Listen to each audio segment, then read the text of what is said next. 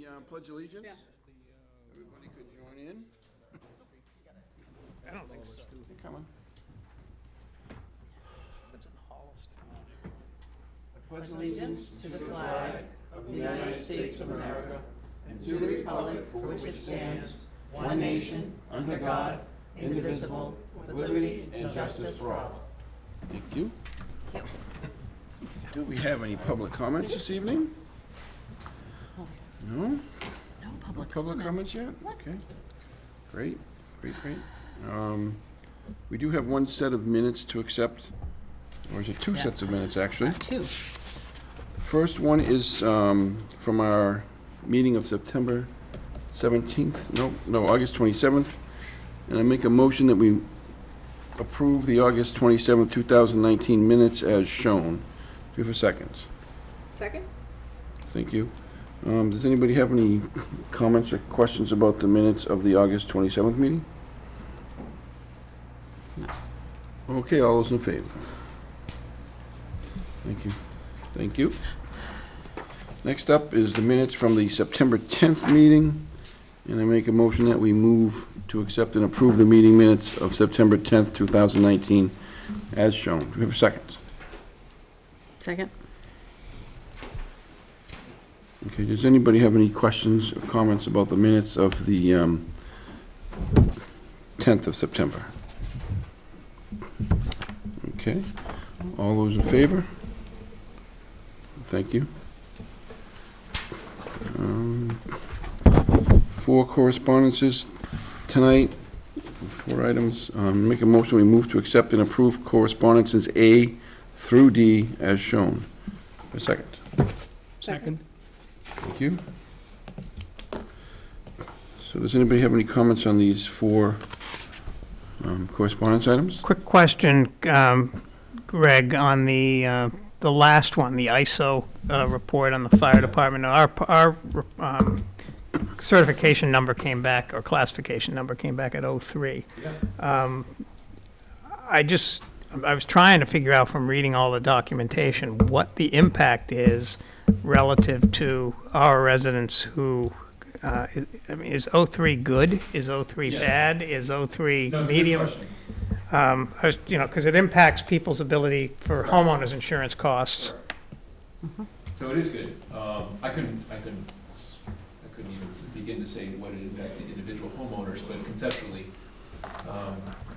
3 out of 10 being 1 the best, so you actually want to go lower Okay. number. All right. Yeah. It's very good. In comparison to some other towns, I think even the average is a 4. Because, they had a bar graph, and I was still trying to figure out where we fit Yeah. the bar graph. So I had the advantage of just asking Chief to translate it all to me. So what I'm telling you is my understanding of what Chief told me, which is, again, we are above the curve. Like we're doing fine as a class 3, better than most. It even provides countrywide, where we're above. Even countrywide has a class 5 average. So Yeah. we're doing really well, especially for a small department who have a lot of burden in inspections and whatnot.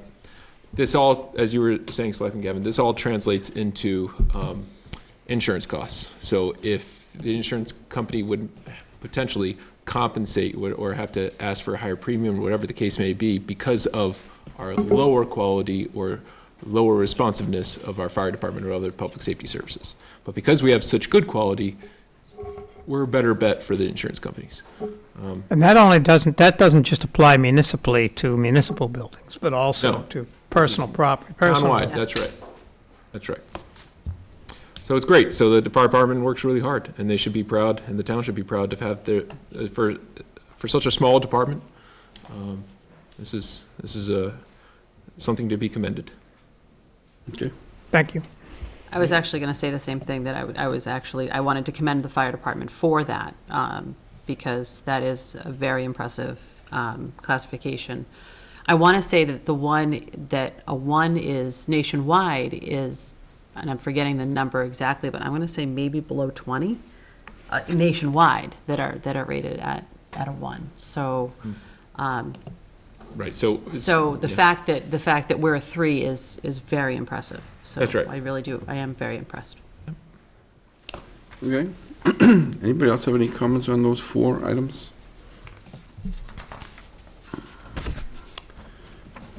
All right, all those in favor?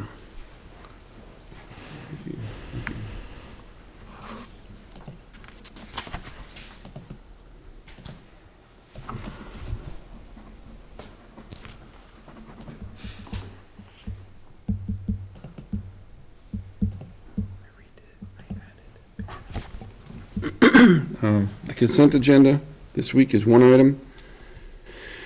A special permit for Earth Day on May 3rd, 2020. And the motion is to accept and approve the consent agenda item as shown. Do we have a second?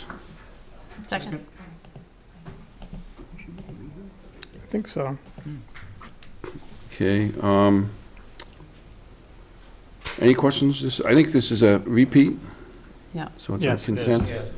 So it's just a repeat of last year's event, so all those in favor? And can I ask one question? Yes, Sorry. you can ask. Chances are that it's not on the same day. I know we haven't had it yet, but the Little League Parade, I know we ran into Okay. that one year, but Of the which parade? the Little League Usually Parade. April, though. Isn't that like the last weekend in April? Yeah, Usually- Little League usually Parade's in earlier. April. All right, perfect, sorry. Unless it was pushed back because of Easter. Easter might be late this year, so. Yeah. All right. All right, sorry, never mind, continue on. Next up is the application request for menorah. And it's an application for a special permit request for menorah to be added in Memorial Park for the holiday season with an event to take place on Sunday, December 22nd, 2019. And right on time, Lauren is with us. And the motion is that we accept and approve this application for a special permit to add a menorah in Memorial Park in support of an event on Sunday, December 22nd, 2019. Do we have a second? Second? Thank you. Just for the record, because it's here, the police, fire, DPW, and building commissioner have no issues with this event for the holiday season, nor do they have any issue with adding a menorah to Memorial Park. Thank you. May I also just want to clarify, the menorah itself will be installed in time for the sip and stroll. So it'll actually be wrapped with white lights next to the tree and lit up, not the candles, but lit up alongside the tree on that night. And then we'll announce that the actual official lighting, because Hanukkah starts a week later or whatever it is on the 22nd this year, will be on the 22nd. So at that point, we've got Rabbi Mike from Congregation Beth Israel going to come and do the honors, and hopefully we can get a good turnout for that. So thank you guys for all the support over the past year as we've tried to make this happen. Okay. Absolutely. I'm pretty sure we already kind of approved this in conversation, and we. Yeah, I just had to Last time. submit an This is official the- permit. This 'cause is it's a- the official confirmation of what we discussed prior, so. Yep, yeah, it's all the same. But does anybody have any questions at this time in regards to what we already approved? No. Or discussed, so I think it was just kind of we got to the end. I have a question, Mr. Chairman. When is the art walk?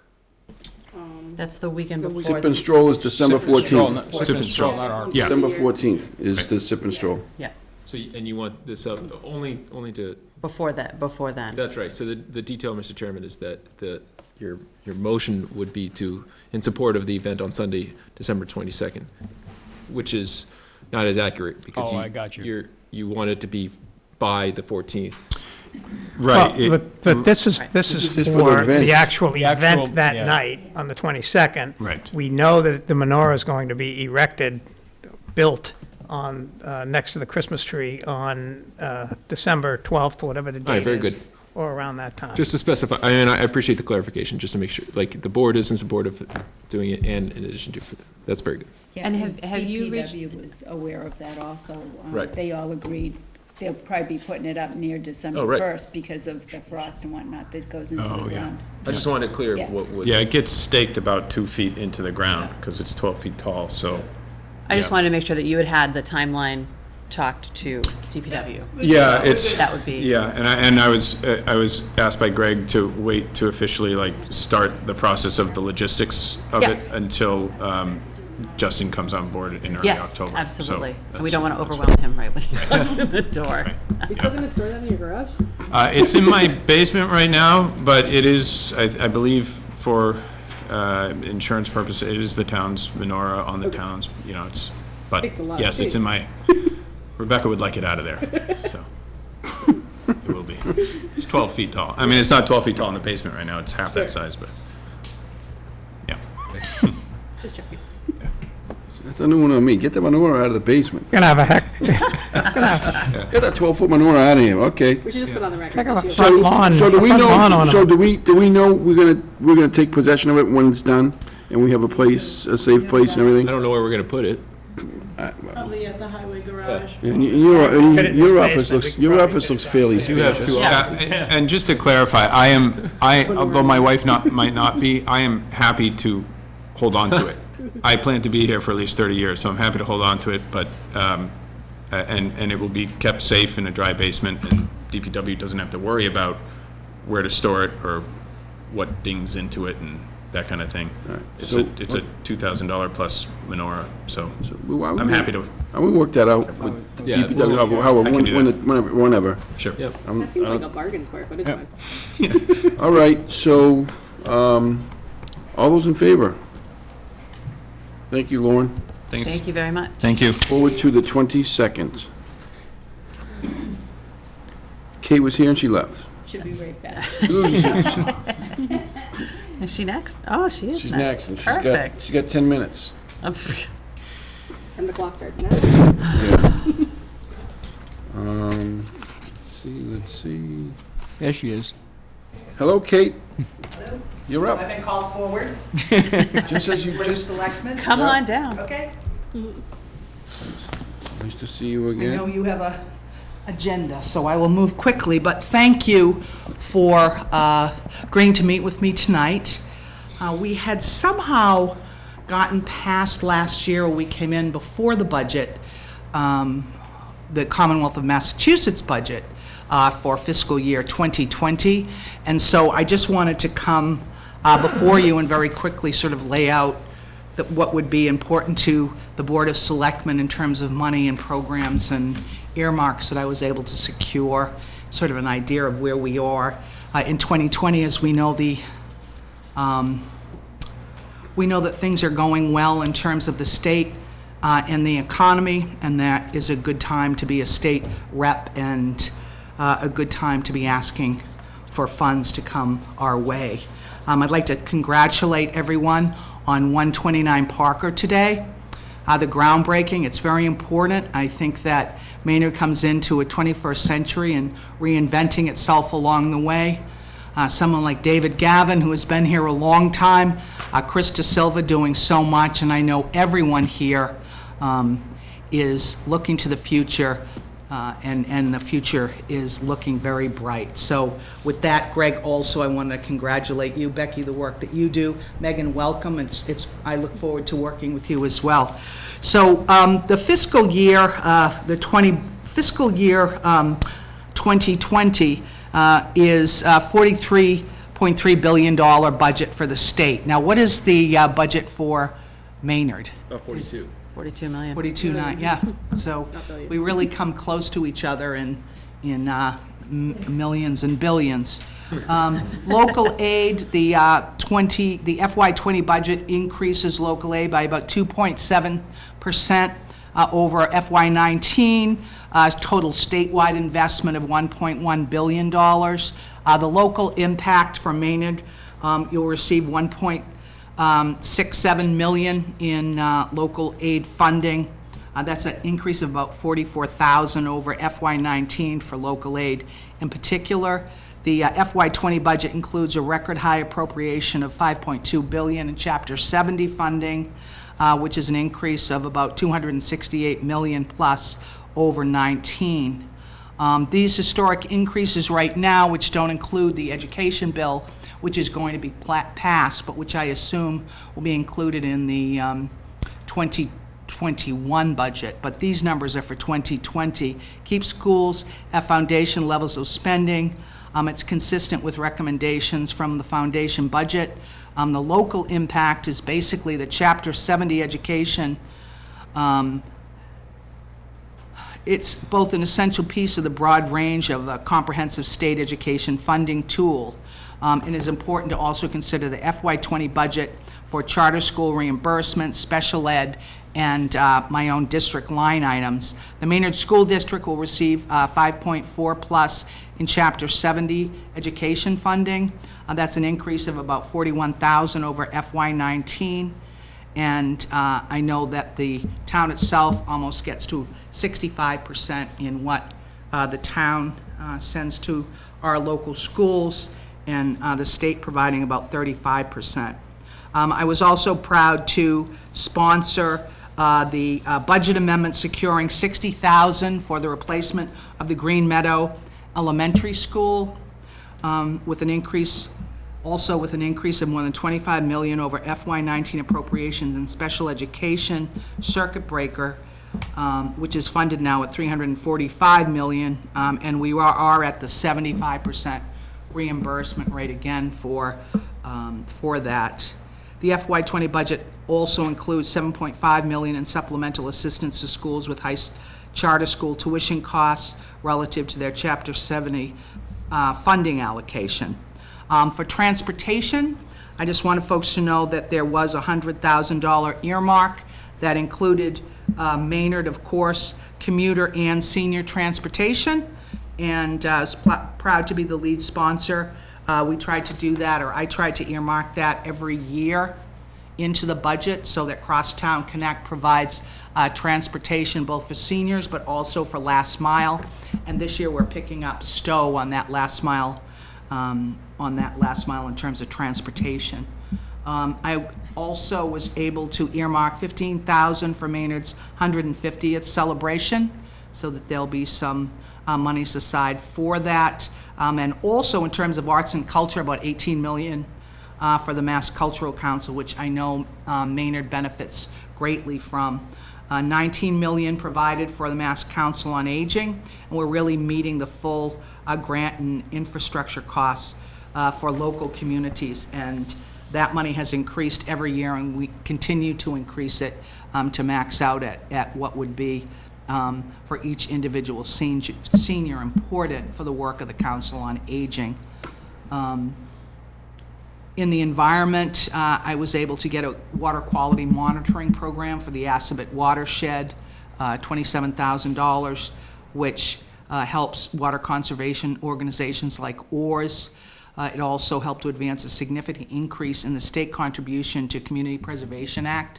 Our towns are the poster child for the success of community preservation monies, how we're able to use them, whether it's restoration, historic restoration, open space, any of the ways in which we're able to use it has been so important, and I've seen all my towns do well by it. I also want to let folks know, especially you as we move forward, that we do have a Green Works bill that passed the House of Representatives. It was spearheaded by Bob DeLeo, and it provides $1 billion in competitive clean energy grants to municipalities as they make local communities greener, more resilient to the effects of climate change.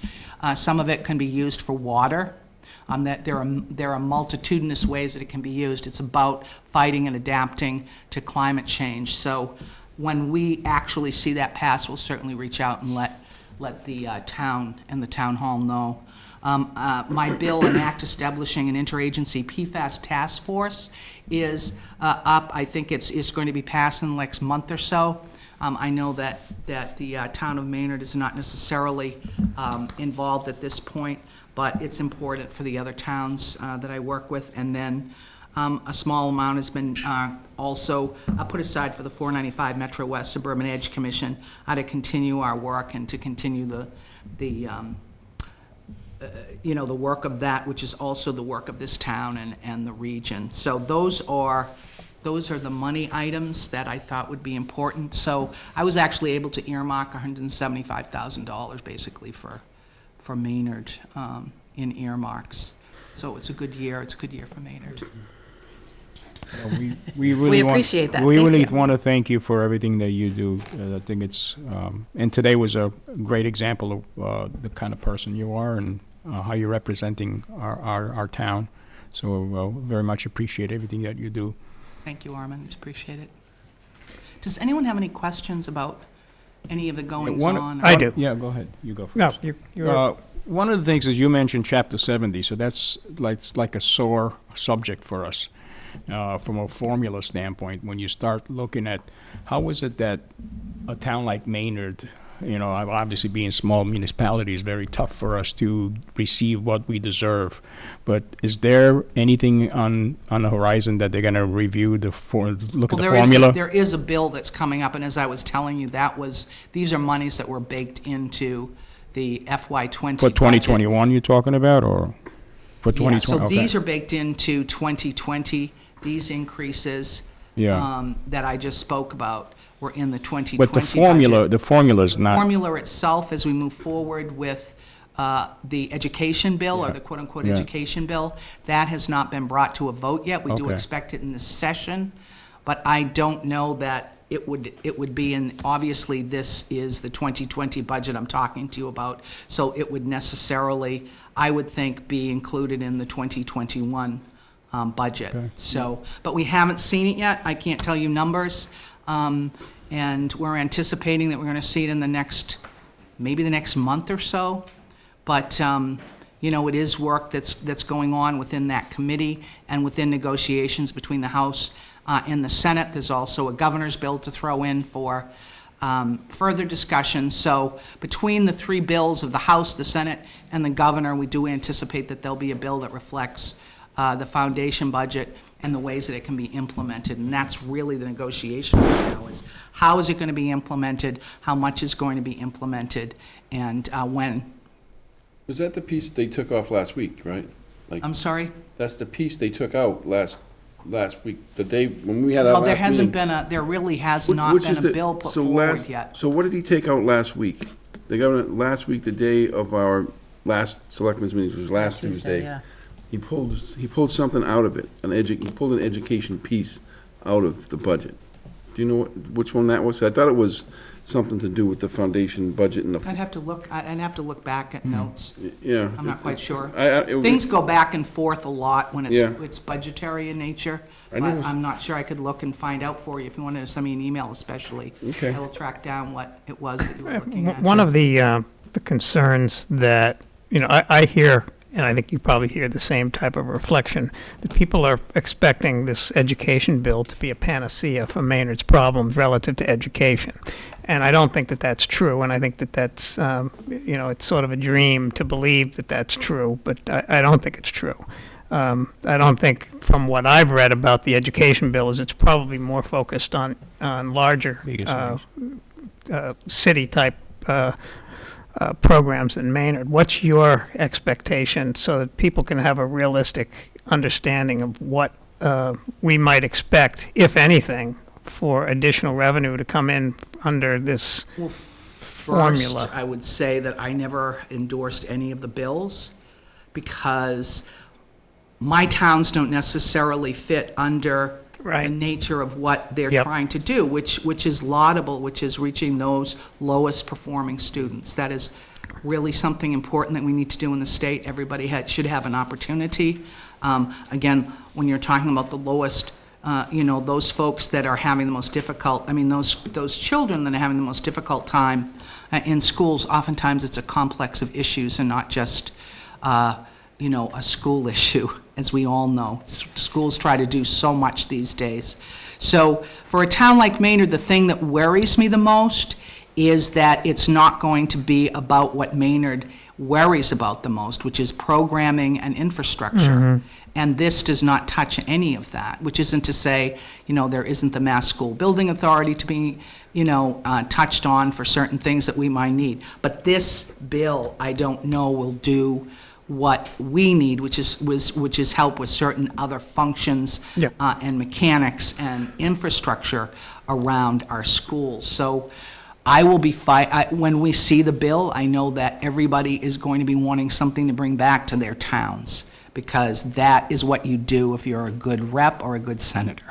And I fully intend to do that for Maynard and for all my other towns. But no, I don't think it's a panacea, and I think it plays out across many years when you combine amounts that you're sort of taking numbers and deciding on amounts when you say it all together. And as the Commonwealth, it may sound like it is a lot of money, but it's going to probably be broke out as it would need to over a number of years. As somebody that's been in the legislature for a decade, I also worry about when economies are good, We try to do as much as we can for local aid and Chapter 70 and Chapter 90, because that's the lifeblood of our state. But when times are bad, those are also areas that feel the blow of a contracting economy or anything. So hopefully that's not what we're talking about in the near future. But that's also something I always worry about, is once you're increasing the money, there's more need for the money. But that said, I will certainly be fighting for dollars for Maynard, because even though it does not come under necessarily the umbrella of what the foundation budget is looking at, Maynard has needs as a very small town with a very good and robust, education system. So, One of the other comments I would make is, one of the difficulties that we run into as we plan our budget is that the governor's budget comes out, House 1, whenever that is, in October or February. Is it Yeah. February? January. Must come out. I don't recall. But I don't remember. right around the time of the MMA meeting. Yeah, is when January. January. It's when it comes out. And then it starts through the process, and we see with the House releases their bill, and we're happy. So we get a little bit more money than the governor had proposed. And then the Senate releases their bill, and it might be a little higher or a little bit lower, but it's in the range. Then it goes to committee, and it always comes back, and we get at or slightly below the governor's budget. And like this year, we had a difficult time, because when it came time to budget, at the end, when the final number came in, we had estimated too high. How do we avoid that? What's your recommendation? I'm surprised to hear, it seems in a way in the weeds. I'd really have to look and see what the numbers are and how you would arrive lower than. I think we came in initial. pretty much at the governor's budget.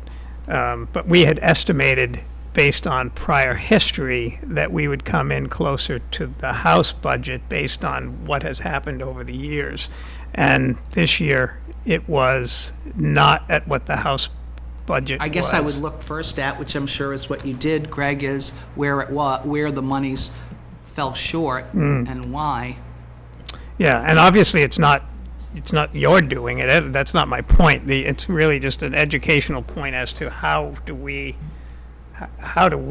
get a better grasp as to what to look for when we're budgeting, so that we don't run into the problem down the road of under budgeting. I'm assuming that you probably always take either the budget of the governor or the House as a conservative approach to. Yeah. So that is what we did. And to clarify, so we used the House Ways and Means budget, because at that point, that was the latest version, so to speak, of the development of the budget, and that's what we went forward with.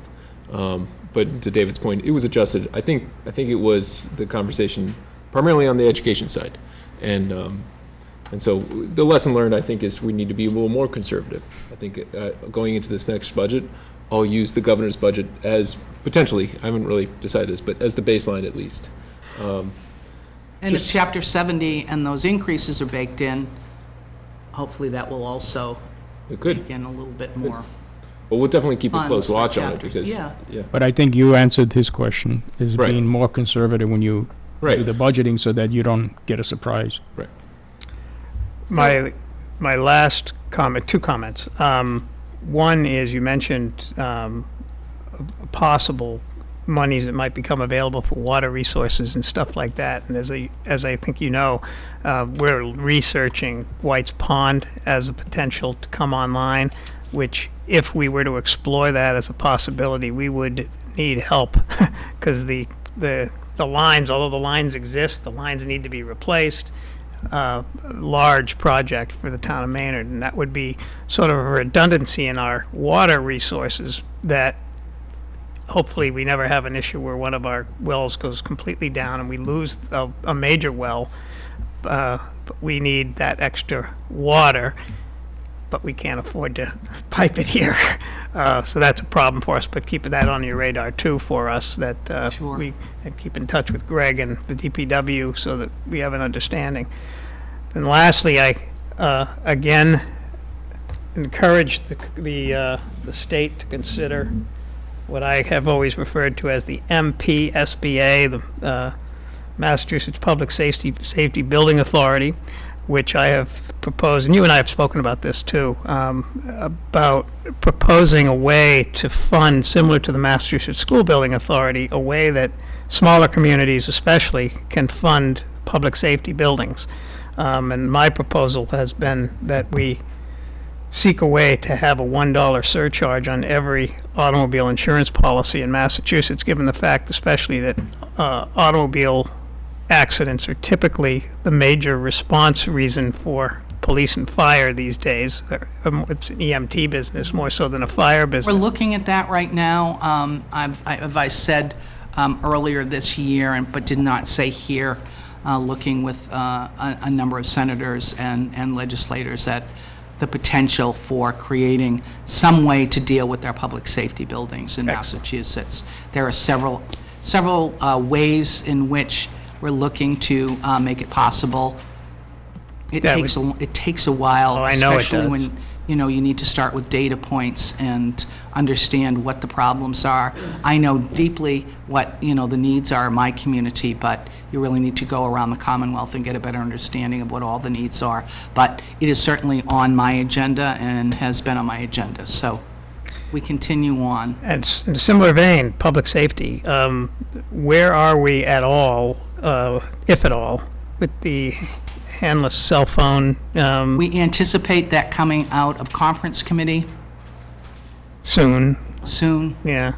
Still in our session, but we would like to have it in the first half of the session, and I know that everyone would. I am a vocal advocate for getting it done, getting it out, and getting it, implemented, so. In my professional life, it's evident. I mean, you can't legislate, I guess, pedestrians walking with their cell phones, but drivers certainly, and the amount of Understood. pedestrian Understood. accidents Yeah. that are resulting have exponentially increased, and there's no other explanation in my eyes other than cell phone usage. Understood. And I think it's on both parties. I think it's the walkers as well as the drivers. There was a tragic accident today in Cambridge. I'd love to hear what the details are.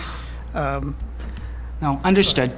And I am lobbying hard to make sure that we get that Thank you. out at leadership meetings and any opportunity I have to speak with anyone that can get it moving. So, thank you, David. Yep.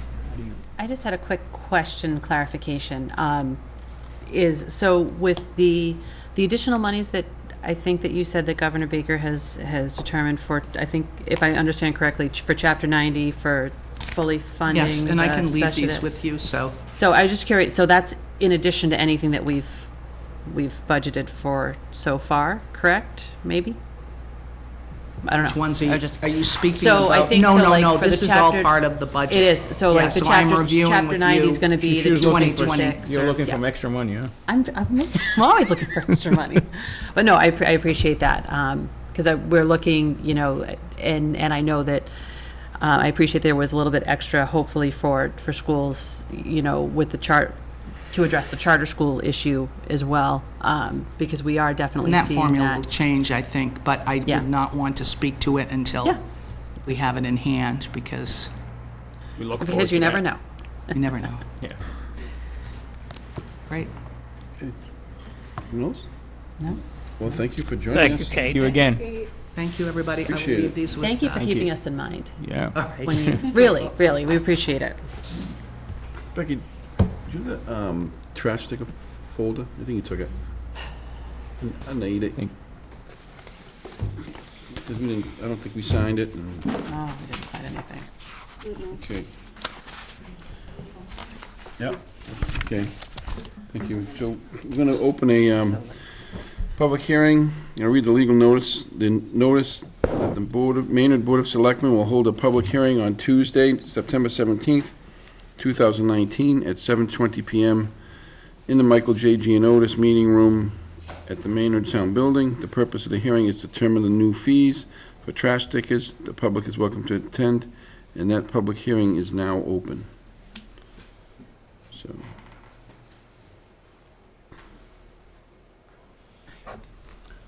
All right, so, Mr. Johnson. So, Mr. Chairman, I was asked for myself and the town staff to do research to consider a change to the costs for the prices of the trash stickers. Right now, the trash stickers cost $1 for 15 gallons and $2 for 32 gallons, and it's been about that for about 10 years or so now. Just to summarize, right now the town subsidizes the costs of the collection and the transportation and then the disposal of trash in town. We have a contract with Harvey to do that, and we have a contract with Wheelabrator for the disposal, which is really, it's an incinerator, so we drop it off there. The town's subsidize continues to increase because we are not making the revenue off the local aid, the local receipt, so to speak, from the trash stickers. An increase of that is potentially warranted, but I wanted to have the board give their direction as to what degree. Per the board's direction at the last meeting, you asked for a number of options and analysis for those options, which we provided. My recommendation, if you would like it now, Sure. would be to increase the cost of the trash stickers from $1 and $2 to $2 and $4 respectively. So $2 for a 15-gallon bag and $4 for a 32-gallon bag. Okay. Does anybody have any comments about the? Yeah, I'm in full agreement with the proposal. I think it's something that should have been looked at a few years ago. I think it's something we should always keep in, when you guys go through the budget, we should look at that every year. Very good. So I have, at a minimum, I have a plan for reevaluation, That's so to what I speak. meant, right. It'll take us at least a year to, or maybe even 2 years to really figure out what is the change, for any change that is implemented. And I addressed that in my memo that I attached to the packet. I also want to clarify that the change wouldn't go into effect tomorrow, if whatever. It'll be next whatever. year probably. We were thinking anyway. January 1st, so, and then after that, we would base it on a I mean, fiscal year. this service, me and I spoke about this should be self-funded. It shouldn't be, we shouldn't be in the situation we're in right now. I think initially when it was created, it was supposed to be self-funded, from what I understand. But the costs have greatly increased since then, Right. so that would be a significant change to the sticker costs. It's just it's a commodity, Right. and for the recycling, at least, for the trash side, it's not only the cost of the labor for picking it up and whatnot, but it's also the cost at Wheelabrator, we have a regional contract for its per tonnage to drop it off there. So it's gone beyond our control, so to speak. If we had been keeping up with the adjustments 10 or so years ago, potentially we could have closed that gap and kept it closer, but that's not the case. Yeah, I think, go ahead. Well, so my one concern is, so we've talked about this at the Budget Subcommittee for the past couple months as well. And at first, it really did seem like a no-brainer. It really did, that the $1 to $2 and $2 to $4. My one concern, my one struggle is that I feel like there is a possibility of other things that might be around the corner, whether it is water and sewer rates, or whether it is, if we have to do a debt exclusion for the school or the fire station or whatever. And I kind of feel like we only are getting a portion of the picture because we right now don't have a DPW director. Marie is doing an amazing job, but I'm just not sure if this is a decision we should make without, talking to Harvey. I guess the contract is up in 2022. Is it going to cost more? Are we going to end up just raising it in 2 years?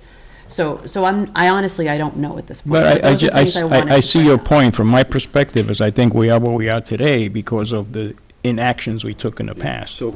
So I think, this is my opinion. I think we should, this is a pay-as-you-go service. So it's not, something that we should even be worrying about anything else that's going to be happening, in the future. So just from my perspective, anyway.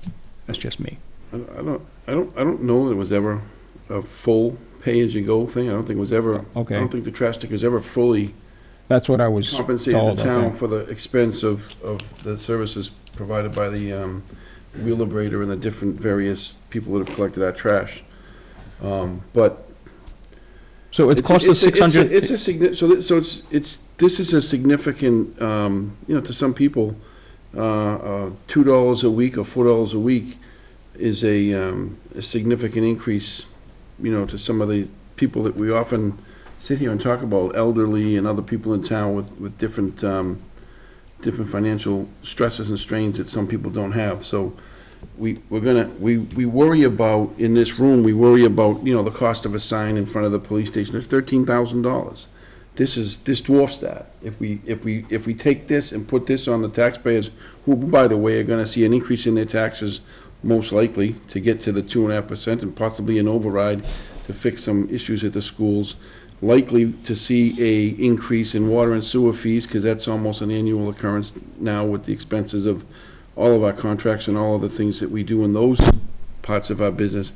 It's just another hit to people where it, hey, do I think it should increase? Yeah, but to double the price on some people, it's a significant increase. We're worried about, a sign. We're worried about the expense of someone driving back and forth to Hudson in a town vehicle. This is a serious increase to people. Chris, we're talking about an amount of money less than a cup of coffee. Come on, Don. For what? For the trash stickers. I understand that, but I understand if you take the total amount of money that you're looking to gain over the course of a year is not a cup of coffee. We sat in this room and we talked about and we argued back and forth about the price of a sign in front of the fire station. It's a $15,000 expense. That's a cup of coffee to everybody once a year. This is not a cup of coffee to everybody once. This is a couple cups of coffee a week to some people. This is, $4 a week, from $2 to $4 up to $8 over the course, times 52. It's a significant increase. It's a significant increase for the people that we're gonna ask at a future date to do other things. So it's better that we actually fund this service from other people's money, from moving stuff around. I didn't say that, Okay. but what I'm saying is, we sit in this room Right. and No, I argue understand. about dollars and cents and pennies, Oh, I hear you. but we don't want to argue about this, because you like this idea, we want to argue about it. But other ideas that you don't like, we don't argue, we just don't do. So just because you like this idea, But that's just my don't pretend opinion. the argument doesn't exist, that this is a cost to people in town who we're going to put more cost on in the coming months, and it just keeps adding up. understand. I'm not disagreeing with We're you. already paying for this. I don't have a problem, trying to close that gap. Right. But to double the price on some people who really can ill afford the So, $1 and okay. $2 So what are you trash. I know what are you proposing, it's Chris? not a concept that some people want to admit exists in Maynard, but there are people who have a tough time paying their bills every month and paying for trash stickers every month and every year. I'm not disagreeing, and I'm sympathetic to that too, so it's not So something. it's You're not making a a- point, I'm just saying, so yeah. what you're proposing then instead? I think it should be a gradual catch-up. We can't just, because we were inactive as a administration, not the current administration, but other administrations and other select boards. He and this clarified select board, because we didn't do this over the course of time. Is it now fair to just say, double everybody? Because we didn't act, when we maybe should have acted in the past, and this wasn't something that came up in the past. Should we now say to everybody in town, including those that can't afford the trash stickers you're buying today, too bad, you're gonna have to double the price? I think not. You guys wanna argue about what the price is? I think we should catch up over a couple of years, at least 2 years, if not 3 to 4 years, at least, 50 cents in each a year, and then get till it's whole. But I just don't think it's fair to, because we were inactive as a public body, to take this money and say, we want to catch up quick because other things came up. It's not those people's fault that we have some of the issues we have in town that are going to be begging for money soon, but it's certainly not reasonable to take this and say, this is on you folks in total because of our inactivity. And I don't mean ours in the 5 of us, but I mean ours in whole, the select boards in whole, and the administrations in whole over the past several years. I just don't think it's fair. That's my opinion, but I'm only one opinion.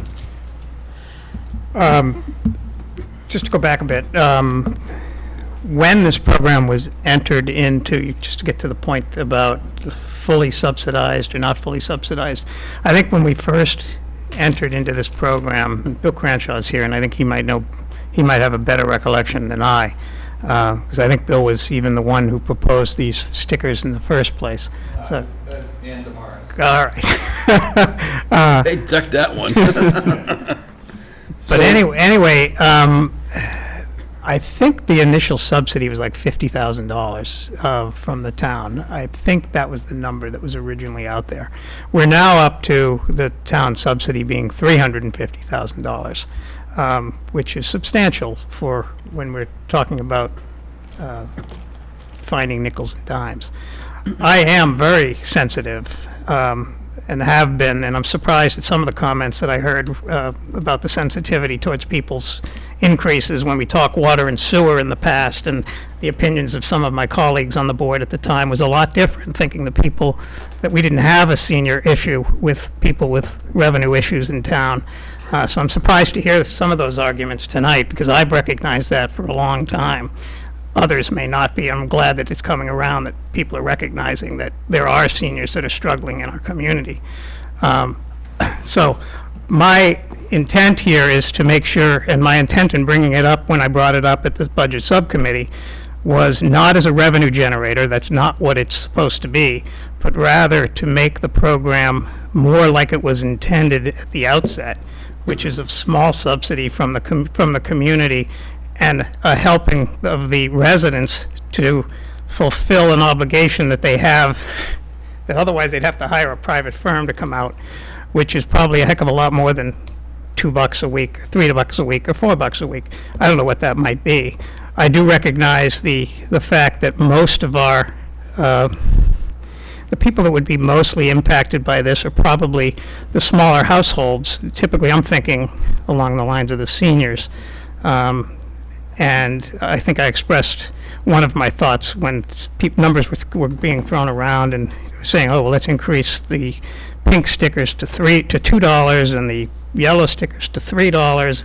And I said to myself, that's not fair, because people that are paying the currently $1 are going to be doubling theirs, while the other people are only going to be getting a 50% increase. So all I care about right now is that we have it on the radar screen, that we understand that the program is underwater, and it needs to be brought at least somewhat back to leveling itself. And I also care that it's fair to all of the residents that are included. And I also think the residents should recognize that the town is bearing a burden through our property taxes that otherwise residents would be spending out to hire a private business to come out and pick up your trash every week, which would be a heck of a lot more than $2 a week. I don't know what the cost is in Acton or whatever, but I think it averages out more than, $104 for the year. Mm-hmm. What's 10, Bill? $10 a week. $10 a week to have a private firm come out? So we're getting currently we're getting it at 20% off discount on the backs of the Maynard taxpayers. And another point that was made by the business community is that some businesses they're paying their taxes that are going into our tax rolls. They don't get the benefit of trash pickup. They have to arrange for their own trash pickup. And so another thing to be considerate of is when we are talking about friendly environments for our business community, that they're paying these taxes in and not getting the benefit of their taxes for the pickup of the trash. So again, bottom line is I'm happy that we are talking about increasing the prices, not because of the burden that it will put on me and other residents, but rather that the gap will be broken and we'll get back to more to where we were for the intent of the program back 15 years ago when it was introduced. That would be a small stipend provided by the town, and the residents would pick up the balance. So I'm interested in hearing what the rest of my colleagues have to say about what the number should be. But I personally am looking, and that's the thing, is where I say that I'm stymied, and it's not that I don't think that we should move forward, but I would feel better if we have our DPW director in place and looking at it before we make this decision. That way, he can take a look. I had talked to Marie, and she had mentioned that Aaron at one point had looked at possibly renegotiating, or not renegotiating, but there's a different way to do trash where you can, they can have the automated barrels, and that might be a savings. It might not, but we don't, I feel like we have a portion of the picture. And if we make the decision tonight, we're making the decision with a portion of the information. And I just want to make sure that we have all the information before we move forward. But that's, again, that's just my opinion. Just curious, what is automated barrels? It's like the recycling, Where they can where they put, Yeah. where you get a. The a trash giant picks up barrel with the, and- they come and Yeah. they pick it up. Right, exactly. I They thought do- you they meant do one that that in- wheels itself No. out. Yeah. They do that in It takes itself out. Framingham has Still that gotta take it to service. the curb. All right, To David's point too, I was gonna bring this up, I think there's a missed revenue opportunity with businesses. So if there was a way to do business trash stickers too. So as a small business, we have a tiny dumpster and it's $85 a month for every other week pickup. I'd much rather pay the town of Maynard $85 or $60 even and be able to put trash out. And there's a lot of small businesses in the downtown that I think would prefer that too. And I also think dumpsters just look bad, like when you're driving through the basin and things like that. So I do think there's something that we could discuss about business trash and recycling that could be a revenue source and also provide relief to small businesses in town. so, okay. Sorry. Anyone else? So this is a public hearing. Would anybody like to speak on this? The man with the You ain't come- the man with the numbers. I wasn't really coming for this, but, Bill Cranshaw, Mockingbird Lane. Just quick history lesson and then a comment. My recollection is, you know, the town always provided pickup of trash as just a town service. You know, you pay your taxes and they give you water, they give you police, they give you trash pickup. And it became a pay-as-you-throw system in order to encourage recycling. Because then it's like, wow, I gotta pay an extra buck or I can just put it in the recycling. And that's how it started. Of course, it was a handy budget grab at the time too, which was certainly welcome. And you know, so I can see where you're going tonight. So, on that thought, not to interrupt you, but on that thought, when we first started, we got one barrel free. Yeah, And then first you barrel pay for free. the second Yep. and more, right? And then after a Is that while, what we did? it went down And then to, you we got a went free to bag free at for Christmas and now we get nothing. We get leaves. We get our leaves picked Yeah, up. leaves. You get leaves. Leaves twice a year. Maybe. But when it first started was, you kept one barrel free and everyone got big barrels. Yeah. And they supposed to go back to Yeah, 32 gallons, but anyway, so that was the way it started, so now it's, you pay for every barrel, so, or bag, but, And it is I what it didn't mean to is. interrupt you. Theoretically, we don't have much of a, I'll let you speak, Bill, but we don't have much of an enforcement agency out there. So there are a lot of people, I think, that are throwing multi-bags in, or putting bags in without stickers that are getting thrown in because they don't look. Oh, yes, they do. Oh, they do? Oh, yes, they do. I disagree Oh, with yeah, you, they leave David. the bags behind if there's no stickers on They'll them. leave them behind. Well, then I guess I've I've seen I've it. never had Get my rid bag of left yours. behind because I've always put stickers on, but I've heard people complaining that Maybe people your don't put sticker blew stickers off. on. In cold weather, the stickers do fall off. You have to stick them together, you have to put them through the loop and Loop then them. stick Read the directions. them. Anyway, sorry. That's, Many calls on that, Dave, Yeah. from Harvey. About So- people That's why not we putting do not- stickers on? That's why they don't pick up this person's trash, they don't have a sticker on it, they try to hide it Well, that's good to hear, underneath, 'cause- but they watch that. Well, the worst is when you put out a mattress or something, and if it rains or anything, that sticker's gone. Well, that's another It's blown- comment. It's blown away, the 10 Another thing we stickers are should have gone, is some but. sort of a schedule that Yes. says that if you have a mattress, this is how many stickers How you many put on. stickers? If you have a- We do, We have, it's on the I don't know if website. it's- it's I don't on know your if it's- recycle, It's on the Is website. that It's routinely on the listened to? Because website. I see it on the social media, sorry, Bill. sorry, Bill. See on social media Don't all the hijack time where people say, how many stickers should I put on for a I think chair? people It's on go the to town social website. media before they take the effort to Google. Absolutely. It's on the website, All right. and they call. Sorry. me. Sorry, Bill, finish, Sorry. whatever you. all right, so my comment really is, if and when you do raise the rates and get more revenue, I think the priority, the first thing you should spend some of that money on is providing the town with better options for drop-off recycling. Because there's all these rules about what you can put curbside, whether it's regular trash or recycle, and you're not supposed to do a whole mess of stuff. But we don't give much options for you to dispose of that the way you're supposed to. What do we got? We got 6 days a year, Saturday mornings, right? I did the math. That's 24 hours a year that we provide drop-off recycling options. Sudbury does that every week. You're talking about bigger items. Anything. Electronics and stuff like that? Paint. Well, scrap metal, Scrap metal, okay. anything. We're not talking about regular recycling. Light bulbs, Okay. whatever. We're not talking about regular recycling, basically. Well, I'm getting there. All right, so, I'm getting there. All right. But, so, the point is, I mean, you got Sudbury doing that 24 hours a week, you got Acton doing it more than 40, Hudson doing it more than 40. I mean, that's 50 to 100 times more hours of drop-off recycling options than we provide. So, I think we can do something there. And I also think it would be good to expand the regular recycling drop-off. You know, maybe it's an option to do yard waste, drop it off yourself. Maybe it's just regular recycles, because there's a lot of apartment dwellers who, their landlords don't do a very good job at recycling, and maybe they want to drop off recycles, but they have no way to doing it. And then you got even some homeowners now who, they used to put the 2 little shopping bags out every couple of weeks, but then they gave us the big blue barrels, and they got nowhere to put them, so they don't do it anymore. So give them an option too. So I think there's room for using any increased money to give more days and more things you can drop off. thank you. Would anybody else like to comment during the public hearing for the increase in trash stickers? Sure.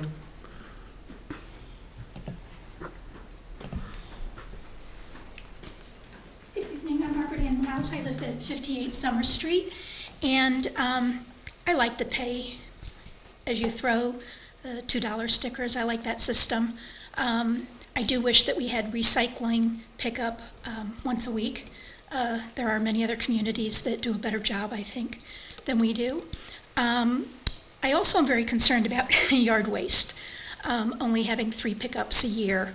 I know some communities, I think it's Quincy, theirs gets picked up every 2 weeks. Not everyone can afford to have their yard serviced and the yard waste taken away, and I have to admit, sometimes I even wonder where those parties dispose of the yard waste. But if it's possible, I would like to see a monthly pickup, except for the months of maybe December, January, and February.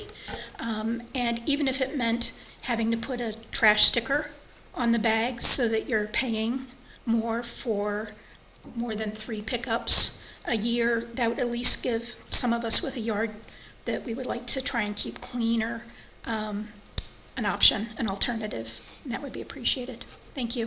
Thank you.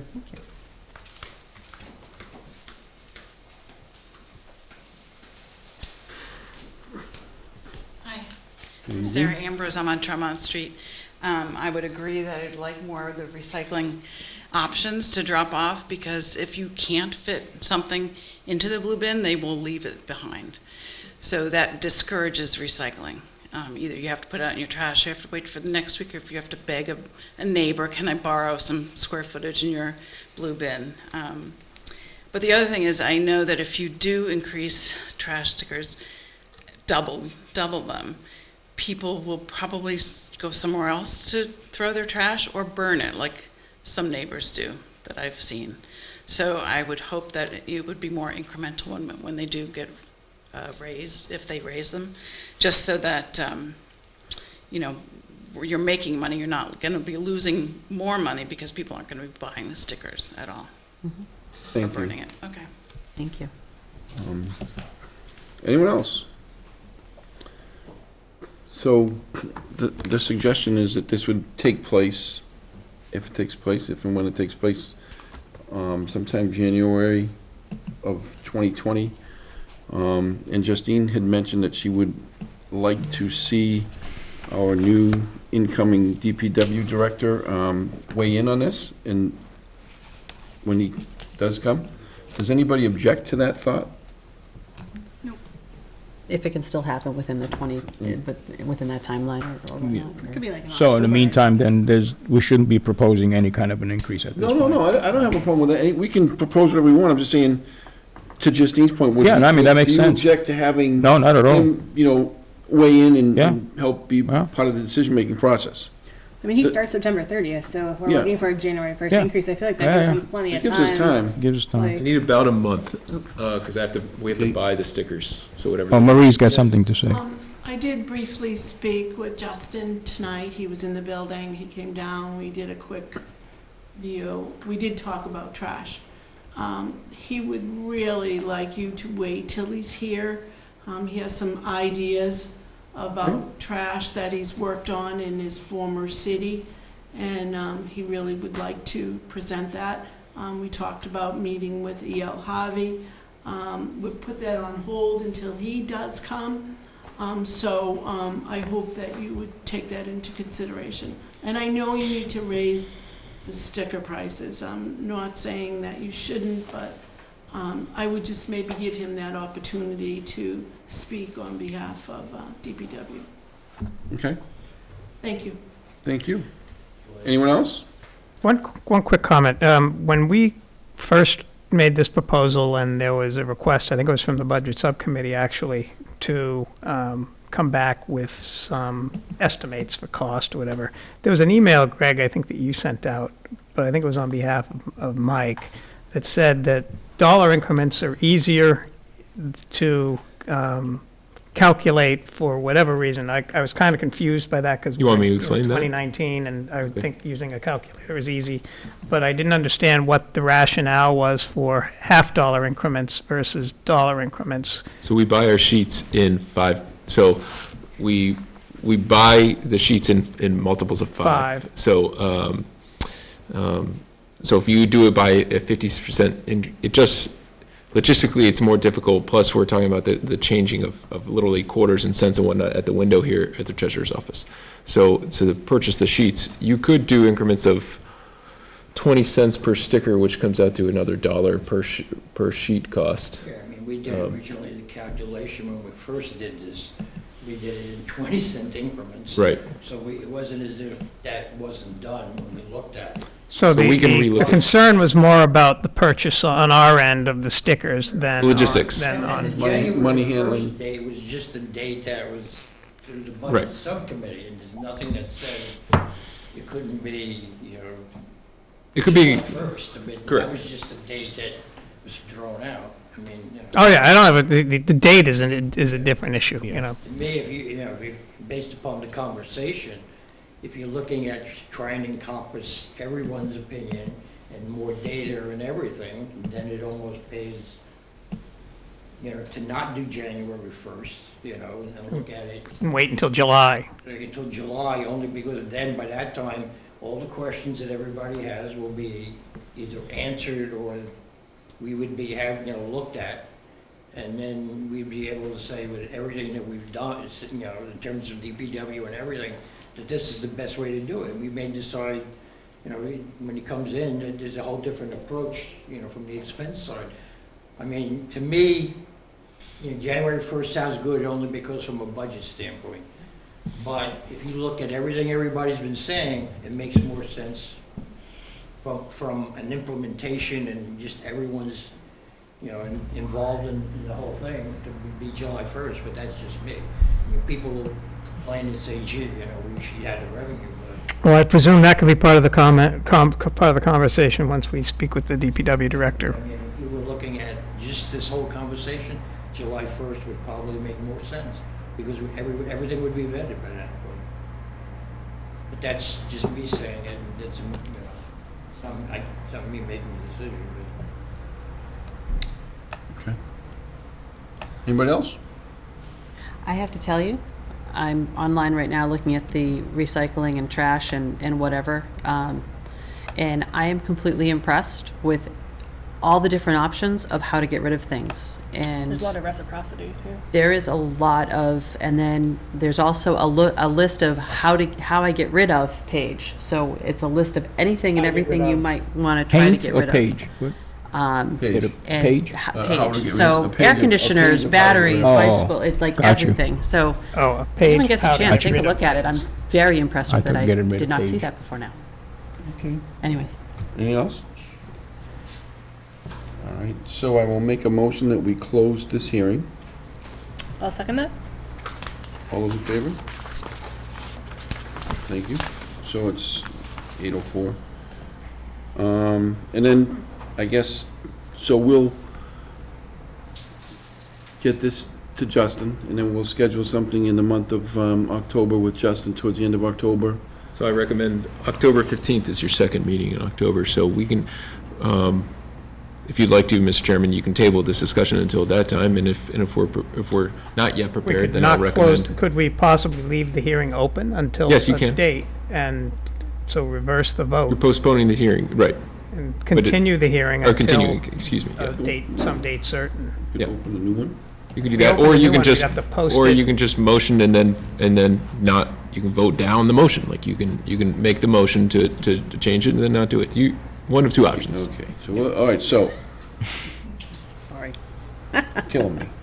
All right, so I make a motion. You got a motion to make the motion. I make a motion that we reopen the public hearing and suspend it until a later date certain. I'll second that. That sounds good. We would want to change the vote that we just took. Yeah, we gotta open the hearing and then change the vote. Right. Go for that. Okay, so, Go for it. all right, so now the hearing is back open. I make a motion to cancel the motion to close the hearing and adjust the motion to Suspend suspend the until, hearing until a certain date in the future. I think we have to name the date. You should. And then we can October always, 15th, if right. he's not ready at could that always time, we change can that. always change it. Correct. Continue it again. So I recommend But October the planning board 15th. does every meeting. Continuous. Okay, so, make a motion that we Yeah. delete the prior vote of 5-0 to close the hearing, and we suspend the hearing until October 15th. At 7:15. Sure. 7:30, 7:30. 7:30 PM. It doesn't, that's fine. All those in favor? Do I have a second? I'll second. All right, all in favor. So I said 7:30 only because 7:15 we're usually Yeah, Just getting mucking it up. just, yeah, public Just- comments. just, so, just put this in the trash. All right. Completely wrong. I like that. Should I put a Okay. sticker on it? Yeah. You get $1? A 4? You got $4? All right, Mr. Beck, Art Space. Thank you. Thank you, Marie. Thanks, Marie. Thank you very much. Is it okay to stand here or You sit can here? stand, you can could sit, stand, whatever you you'd could- like to you do. could sit. How long you You could expect to dance, you speak? could paint. You give me the time limit. I can make it short or long, but I'm just thrilled to be here. And it's first of all, I want to thank all of you for you pioneering the creation of Art Space. It is very well known throughout Massachusetts that Art Space is a destination for art and culture. And the town itself, as I have been here many times, I was at the opening, and I have come back continuously since then. It's an amazing sensibility, a village, a historic village with a beautiful mill and that clock tower and everything else. And I have to say, it's a really special community. I've never been greeted so well by anybody, and I've traveled all over New England, and this is the place that I've gotten a very warm greeting, and I'm moving here. I just found out about 2 hours ago. So I'm thrilled to be Congratulations. able to speak in front of you and thank you and the town of Maynard for providing a beautiful historic building that many children have gone through. I found out how many. I've talked to a lot of people that have been there. And just mentioning, talking to Greg and being warm and sitting down and being enthusiastic and the visionary plans that you have, and Megan and Becky as well. And Becky asked me, how's the building looking? Well, we're already fixing the building. So we're fixing the steps, we're making it safer. I've hired an administrative coordinator from Maynard. I also have a new facilities director. I also have started a partnership with the school system. Two of my friends are actual Our teachers? principals. Oh, it's even better. So we started that, so we've got some funding to already begin working with young people. I'm just going to go right in. Greg, thank you for putting this together. We'll talk briefly, but most of my work, just to tell you, it's a little different than most museums. We are a museum that invites everybody to participate because we believe everyone's creative in their own ways. You don't have to go to art school to be creative because in our everyday life, people, create themselves and they create what's here around us. So I've always believed in art and creativity as being an integral part of our everyday life. So I've been honored to be having worked with many towns and cities, not just throughout New England, but around the country. And every place has its own stories, its own history, its own vocabulary, its really own aesthetic. And it's always a privilege to work with the public, because usually as an artist, you really get to interact, and it's certainly not a broad public, so we have an opportunity here, and what we will be doing is reaching out into the community, inviting them to participate. No matter what their abilities are, whatever their background, all ages, we believe that we can really create public art, educational programs. We have 7 artmobiles we're going to try to bring here. We're very interested in urban revitalization, and we do know, as it's been all over the world, they know that the arts is a great catalyst for economic development. And to me, community, if the community involves and they celebrate their creativity, no matter who they are, because we've never said no to anybody that wanted to work with us. So we've been honored that way, then miracles happen, and we've seen them happen. I've been honored to work with many towns and cities to do that. So we're going to just show, and Greg, thank you again for pulling this together, just a few images. I think you might have seen it, but I tried to bring some highlights to show you the diversity of types of projects. And I'm very in love with Milltowns. I really, just the hard work that made Milltowns, the idea of the water power generating, the town, developing the town, and then the people working hard to make it a quality of living. And I do think that Maynard has this beautiful sensibility, like a village, a visionary village, that I know there is a renaissance already taking place. I have talked to so many people already, and everybody is pumped up, excited. So thank you very much for leading that, and be able to hopefully work collaboratively with you to serve the town of Maynard in a new way with our artist base and all of our friends surrounding us as well. So if, you click next, and it looks like we're having some technical difficulties with the clicker itself, but they're working it out.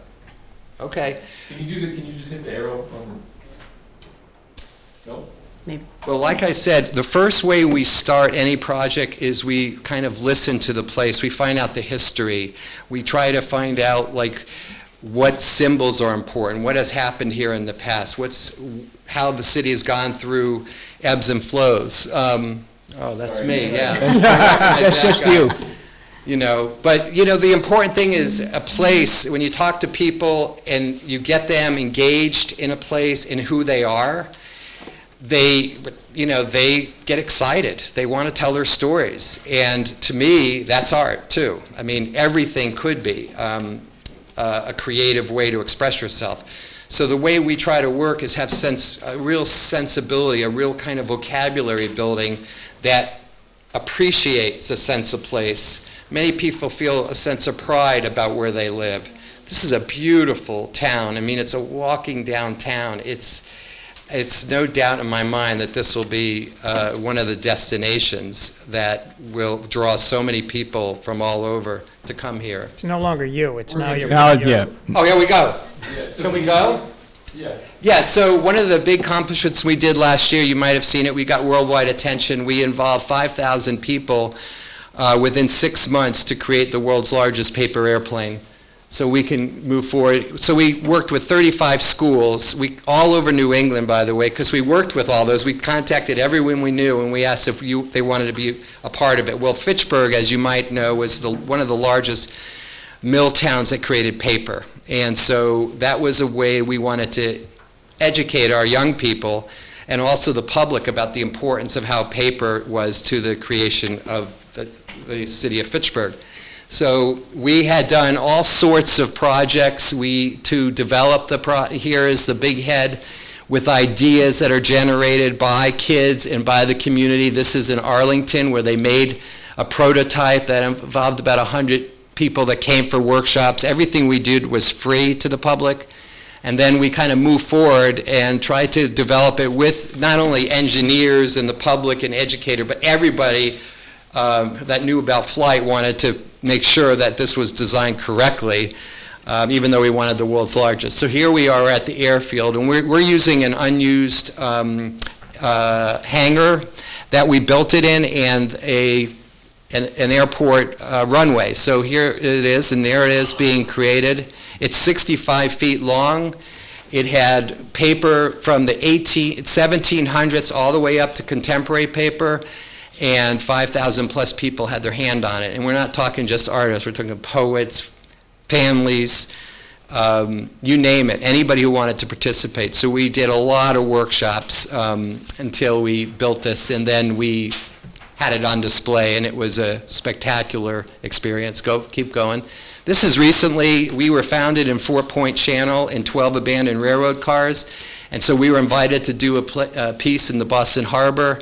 So we took a bunch of our kids, we have a teen arts group, and all of the community went around and started cleaning up the neighborhoods to the trash and empty spots, and then we recycled that, and we built this floating boat.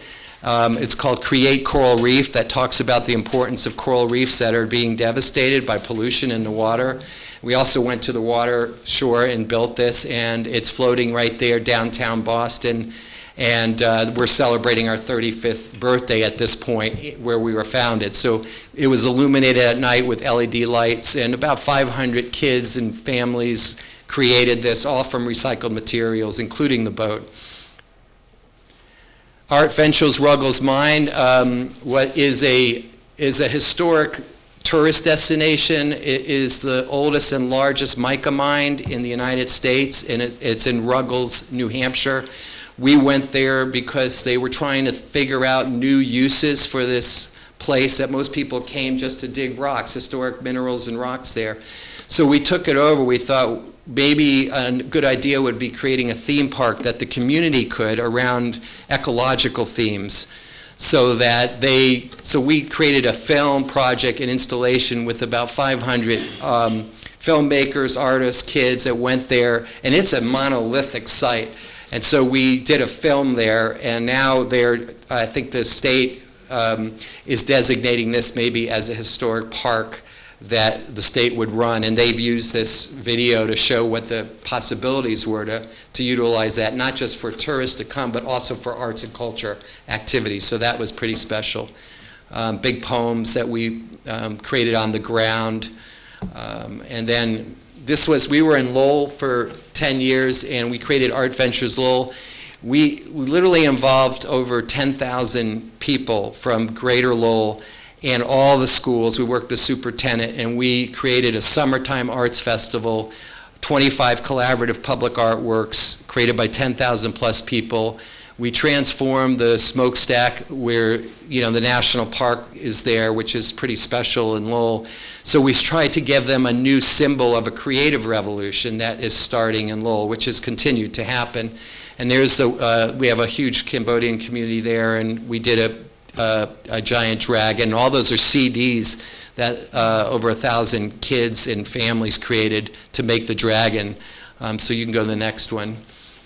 So this was also part of that Art Ventures. We have a history of Artmobiles, which has been a great outreach tool, so we can go anywhere we want and engage the public through workshops. So here, this was a transformed bookmobile that was no longer used, and so we got it fixed up. We found local people to come in and get it on the road, and then we worked with after-school, high school kids and artists to make it an interactive Artmobile that had all these features. So it had you could look through and turn it, and you could see all the historic things that are happening in the city, and then the back had hands, and you could make artist books. So this was active for 10 years in Boston and in Lowell, and it still might be active, but we can go to the next. This is another piece.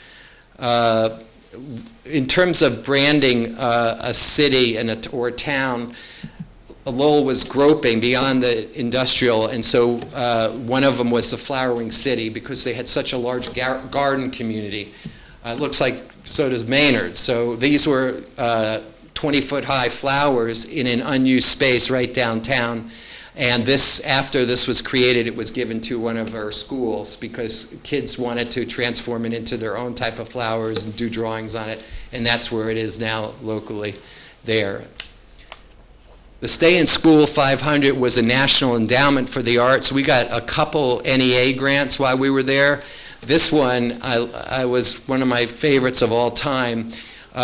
We were next to the Quilt Museum, but also the textile history is one of the things that Lowell prides itself on. We got thousands of vintage and contemporary spools. We created 500 spool kids in the schools, spool cars that went down a 60-foot racetrack, Spool 500. And so we had quilters from all over the country, as well as the Quilt Museum, created the quilt for that.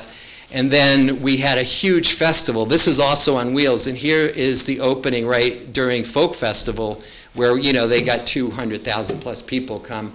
And so all these 500 cars with the kids, with their families, racing their vintage artmobiles down this track. We also had an exhibition, and this went all over Lowell because it's on wheels. We had to wheel it down and do parades and so forth. It was pretty amazing to watch, and the cheering and the performance elements as well. It was a spectacular experience.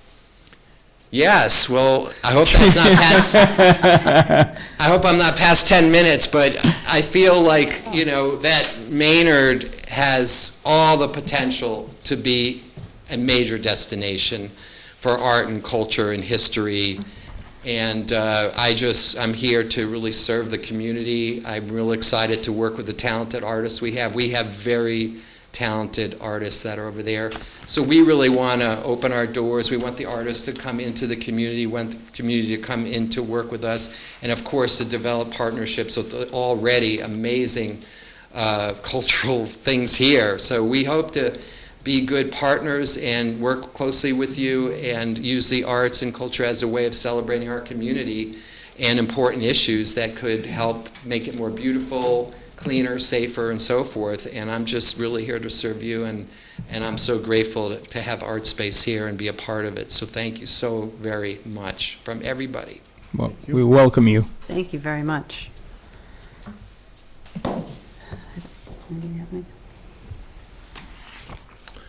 All right.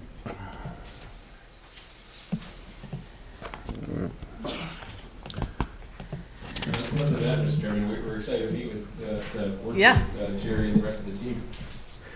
When you were Oh, talking that's about, right, yeah. when you were talking about we in your, Yeah. when you were talking about we in your presentation, who were you referencing? Maybe I missed that. I'm sorry? When you were talking about we, how you did all Yeah, this stuff, who was we in that context?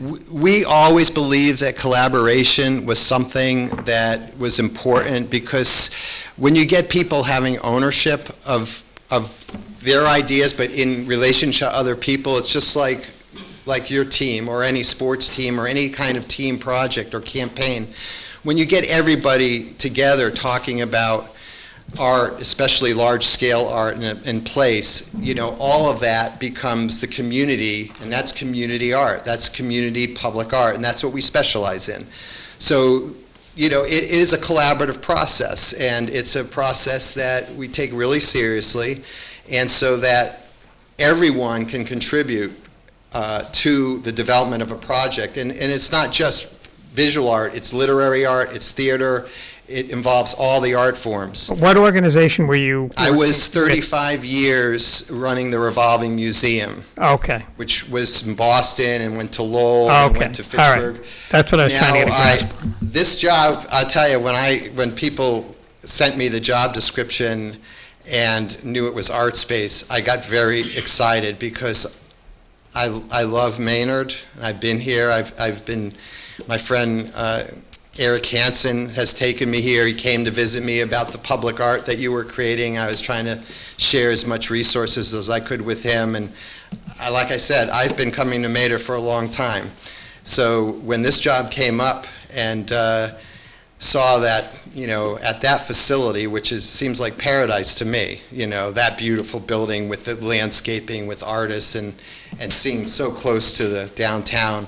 So the we that I say is I'm really a mediator of working with people and trying to get people to come together and being respectful for wherever background they come from, whatever their ideas are, and invite them to participate. And that's one of my passions, is to get people to one step out of their comfort zone, because my definition of art is one that's very broad and can include anything, that how people make selections, whether it's what they wear or their jewelry or their house.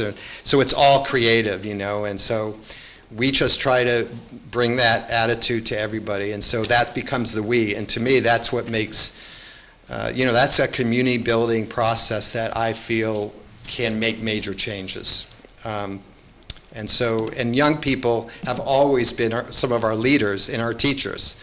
So when I've realized that young people who are excited, who are working together in the schools and then building something that they can be proud of, and seeing it in public and talking about it, when that happens, it truly can be transformational. Yeah, I was just going to say, because that, to me, the most important thing that you mentioned is the partnership you have with the schools, because I think bringing youth and getting them involved in art is so crucial to their creativity, and not only it helps them in art, but it helps them in the curriculum in school, because it helps them being a lot more creative. And I think schools in general, if they want to cut something, they're always looking to cut somehow art.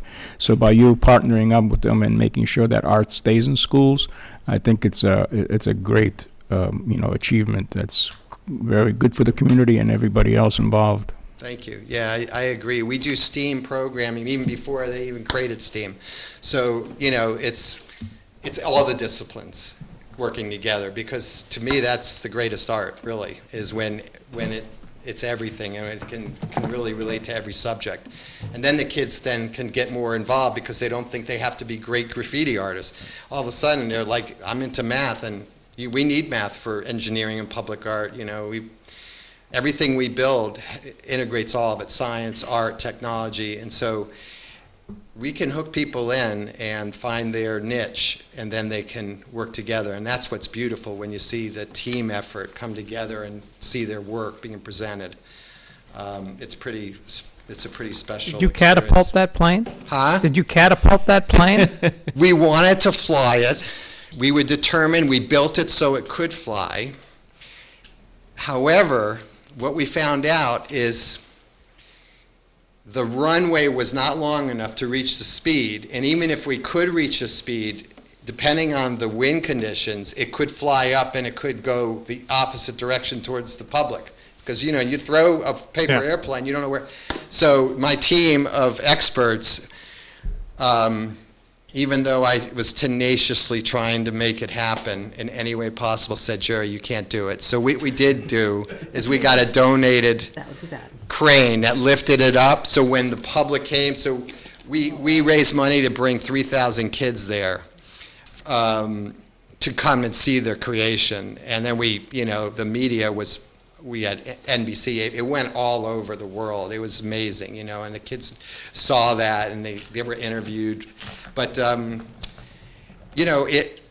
we have it all on video, and it became, something I don't think they'll ever forget. I won't ever forget it, because when you see something like that, which was, everybody laughed at first, there's no way you could beat the world record, and then it was accomplished. I think it really kind of put Fitchburg on the map, and also celebrated its history and its community all at once. And it was a very beautiful thing to see. Because we dropped it down and everybody can touch it and come over and take pictures and selfies, and it was a highlight in my life, one of them for sure. That's wonderful. Thank you. Thank you. Thank you. Thank you, Jerry. I think I did go over 10 minutes, Becky, there. That's You did. It's okay. All right, I no worries appreciate at it. all. Have a good night. Thank you very much. Come visit anytime, okay? We will. Come Absolutely. to visit you too. Only with good news, please. Yeah. Oh, yeah. All right, next up. Okay, is Kate coming? No, we had no new information. What? No new information. Okay.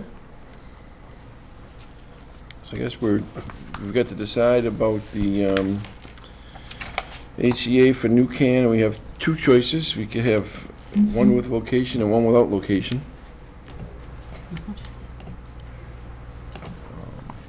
Anybody want to discuss the both of them? My one thing about, I personally, and I've said this from the start,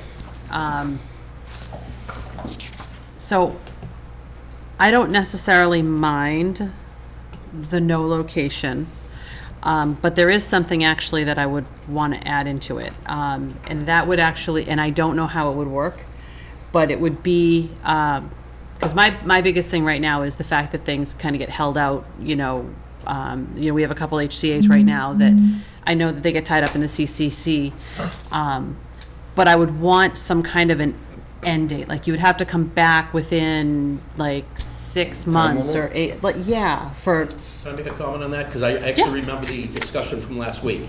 Okay, yeah. I think the issue, it shouldn't be when we get licensed. It should be when we get our all 3 application packets on file with the Cannabis Control Commission.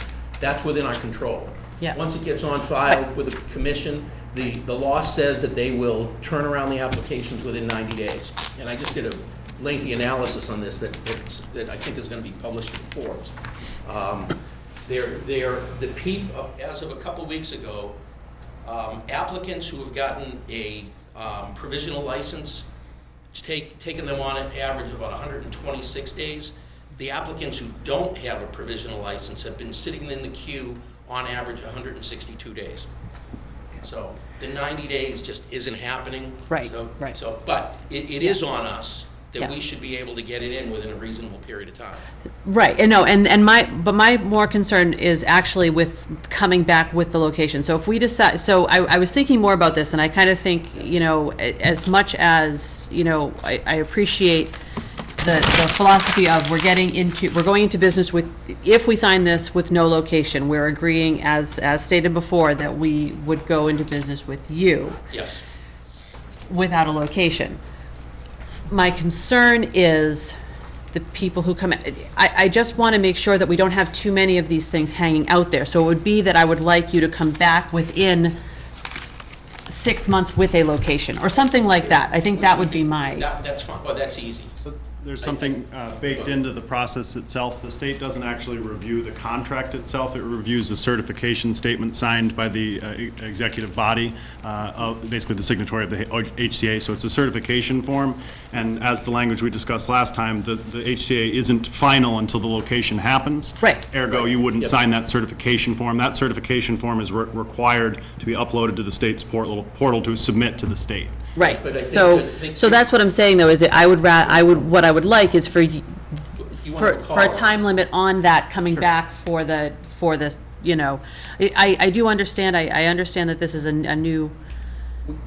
new venture for pretty much all of us, but I would like to make sure that, this HCA without a location isn't hanging somewhere for a year or two, is what I'm saying. We would be very comfortable agreeing right now on the record to a 6-month time, that we will come back to you and have the location set within 6 months, with the only carve-out is if, as an example, we're looking outside of the basin area and outside the wider downtown area, which was what you had requested. Let's say hypothetically, we found a property that looks like it could be pretty good, but now we find out that it's not zoned, and we can't get on to the fall town meeting to adjust the zoning. If the board says, yeah, that location would be good, it's going to take us more than 6 months, but we will have come back to you before then with it. That would be the only carve-out, would be if there's a zoning variance that we would need. Well, my response to that is you shouldn't be looking for locations that aren't zoned. Unless you're ready to come with a location. And so, my position hasn't changed on this, and it will not change on this. What's the benefit to your proposal for Maynard? I don't care about the benefits for you guys. What's the benefit for Maynard? The benefit to our proposal for Maynard, as I've said many times, is it allows you to bifurcate the process, approve the team, and subsequently approve the location. And I have heard from several of the town officials that they wish they had. Who? Well, Greg mentioned it in one of the first meetings we had, that he wished you had been able to do that. Okay, that's one. Who? Several. Who are the several?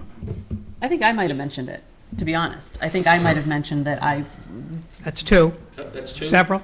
The chairman, You've said that, Chris? I haven't said that in this room. right, So he hasn't said it publicly, I haven't heard that. right. That's true. But there was, so, Quite honestly, I think this proposal is all for you, nothing for Maynard. okay, I Okay. respectfully disagree. but And I respectfully disagree. Okay. And I care about Maynard, and I hope my colleagues do too. Well, I actually respect the fact that they're taking our suggestions under consideration, and they're actually they're looking for something outside of where we suggested they look. So I actually think that they could very well have come back and Outside of our said- zoning that are. No, outside that's not the of, case. They just said that they were looking at, they might come back to us looked with at- places outside of our zoning. So who the hell are you guys to tell us how to zone? We're not telling you how to zone, and I don't want this to be combative. We took to heart the instructions to look on the outer roads. We found a location, we thought it was zoned properly. When we came back, we learned subsequently it's outside the zoning. And it looked like it would be a good location. So it's back to square one, it's not zoned. Absolutely, unless, of course, we happen to present it to the board, and the board says. That's a "Gee, planning board issue, that's not a board issue. No, because we can't go to the planning board. For a zoning request? You gotta give me an opportunity to answer. We can't go to the planning board until we have satisfied this body. Anybody can go to the planning board. No, we can't. That's in the agreement. To rezone a location. that's in the agreements that we're looking at. The agreement is that we will not go to the planning board until we have satisfied this body. So I think that you're both talking about two different things, if I'm understanding correctly. Because yes, you are correct, that you have to come to us first with that location. Right. I think what David is saying is that if you're looking to have something rezoned and going before a town meeting or a special town meeting, I believe, and I am not 100% sure, but I believe you would approach that with the planning board to get that on the town warrant, I think. Yes, but after we've, Correct. right, if we came to you and said, we're thinking about this location, and you said, no, we're not gonna go there. Go through the plan. Right. Okay, I see what you're I mean, saying. my Yeah. understanding is whatever we do, we come back to this body first and check in with you before we're gonna do anything. Okay. And, Nope. and this doesn't mean that we have a hard, it's one location we found, we thought would work, and then we learned it wasn't zoned. That's all right. Yep. That's correct. Also, I think we have a planning board and a zoning board of appeals for a specific reason. For when a developer or a builder or any other business seeks a variance to our zoning regulations, that's what they're there for. I believe that that's what those bodies exist for, but that's just me. I believe that's why we have a zoning board of appeals and a planning board, so when people, wish to do things outside of the places that they're currently zoned for, that we consider rezoning those places. And at the end of the day, it's a town meeting vote. Yeah, exactly. But I don't think these guys are suggesting that they're going to ignore our zoning regulations or our rules. This was just having to do with the No, 6-month they're- window. We're very comfortable with the 6 months. And the only reason we would want to be outside of that is if we came back to you with a location, you said you like that location, but it's not in the zone, and then you said, go to the planning board. Right, because it would be an For extended zoning amount of adjustment. time. That would Right. be the only event that would expand the 6-month call. Okay. I don't have any issue. I've said that at other meetings. I think the fact that we have veto power over a future location, and I don't have an issue with Justine's suggestion to put a 6-month time frame on it. Obviously, if that elapsed and we were in the same situation, you'd have the opportunity to come back and renegotiate further terms with whatever the board is here at this time. But to me, it's all about making community partnerships in any business with people that we want to work with. And I think you've come back time and time again. You seem to have a vision for partnering with the community and bringing other businesses to town. And I think that's a huge value. And I think as a board, it's our job to look at individual applicants and try to, create a partnership. So I see that in you, and I appreciate that, from a legal perspective, we have the final say at the end of the day. So that's what makes me feel comfortable doing this for the town of Maynard. So to comment on that a little further was the discussion with Kate Federoff several meetings ago was that, is there a way to protect the town and to protect the town in allowing an HCA to come to us without an established location. And so she created, our town council created, they wrote this document, they created this document, and she suggested it offers us all the protections that we asked, some of us asked about prior to her writing it. And then Melissa has also, as a member of the legal community in the bar, has offered her opinion on several different occasions that this document does offer us certain protections and all the protections that we've asked for. And I've actually taken it to a person who's not involved in this process, but is a lawyer, and asked the same questions and got the same answers. So personally, I am comfortable with the suggestion that we do this without a known location, and I don't have a problem with adding that we do put a time frame on it. The time frame is to get the location. Right. Yeah, right. That's, and then we're saying, Yeah, that's we agree to this, but you have to come back with this location. And then if you come back with a location, the document clearly gives us the opportunity by a vote to say, we don't like that, we don't like that. Right. And we start from scratch. Yeah, then, and then the way the document's worded, if you don't like it, you say that one doesn't work, go back out, and we look for another one. And I think we have a pretty good sense, especially from 2 meetings ago, with the other team, looking at the Aubuchon building, right? That area, I mean, it's clear that being near the basin isn't gonna work. Right? So we're trying to find locations that are out on one of the feeder roads, not in the immediate downtown. Okay. I believe that the Commonwealth created the process with specific intent, especially early in the process. We're not even a year into this being a legal process, maybe a little over a year. And I think it's irresponsible on our part, for our community, to be swaying away from the rules that were created by the Commonwealth this early in the process.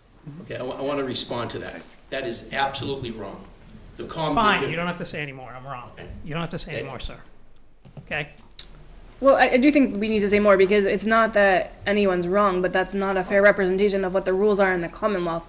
There has been, of the people that have applied to the Commonwealth, found locations, but there's nothing in the rules that prevents us from entering this agreement on any of the laws or rules or statutes on the books currently. So I just think the public needs to be aware of what the actual facts are concerning the law.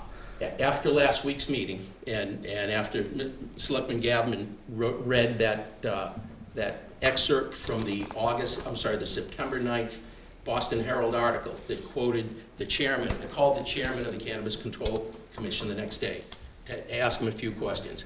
Here's the gist of what he explained to me. The gap in the law has to do with the fact that the Cannabis Control Commission cannot review host community agreements. All they do is the agreement comes in, they make sure the names are on it, it's signed, then pursuant to the law, they take a copy of the application and they send it to the municipality. The municipality has 60 days to confirm that the agreement and the applicant are in conformance with local zoning, ordinances, and bylaws. And then comes back to the commission and they move forward. They go no further. So if there's something in the agreement that the commission doesn't like, that's the gap. They do not look, there's been arguments the commission should review the substance of the agreements. They don't do that. That's where the gap is. And if it'll help, I brought in a copy of Chapter 94G, Section 5. Can I pass this out, Mr. Chairman? Sure.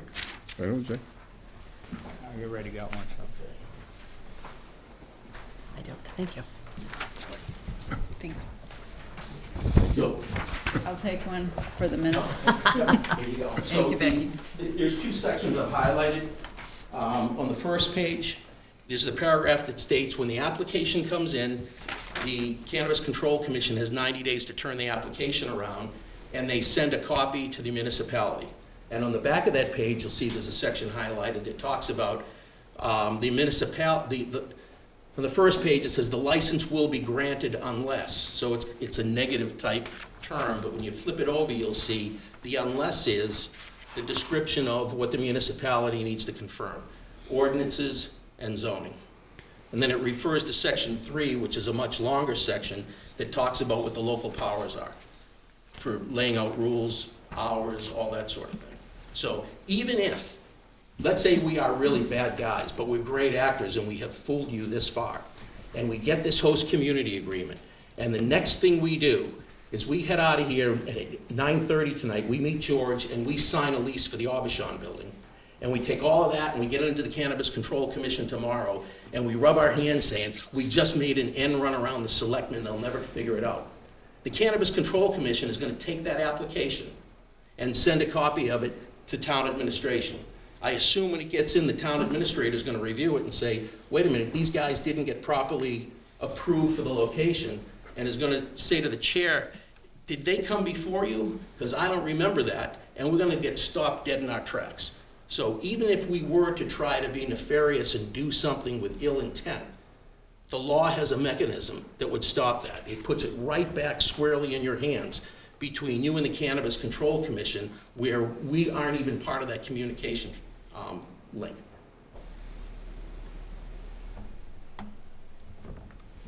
Okay.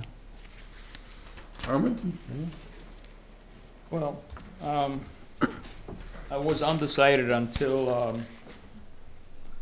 Justine's idea about putting in a timeline for you guys to come back with the 6 months is great.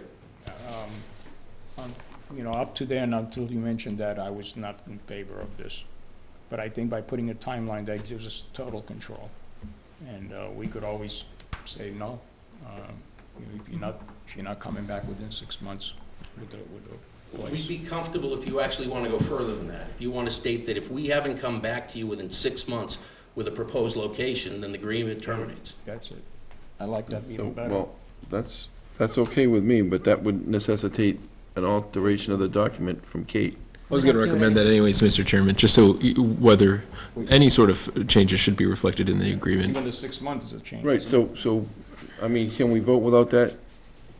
I would recommend against it. I would recommend having the full So, document. okay, so we will, Could we vote like pending acceptable language by all parties so that it doesn't have to come back in front of us? If you would like. I mean, I'm just asking, just to save like having You wanna see another, what the language is before you vote for something? Right, well, I'm just saying no one would, like, We we don't know would, what the language is gonna say. all right, so, I mean, we're not looking for significant changes, I mean.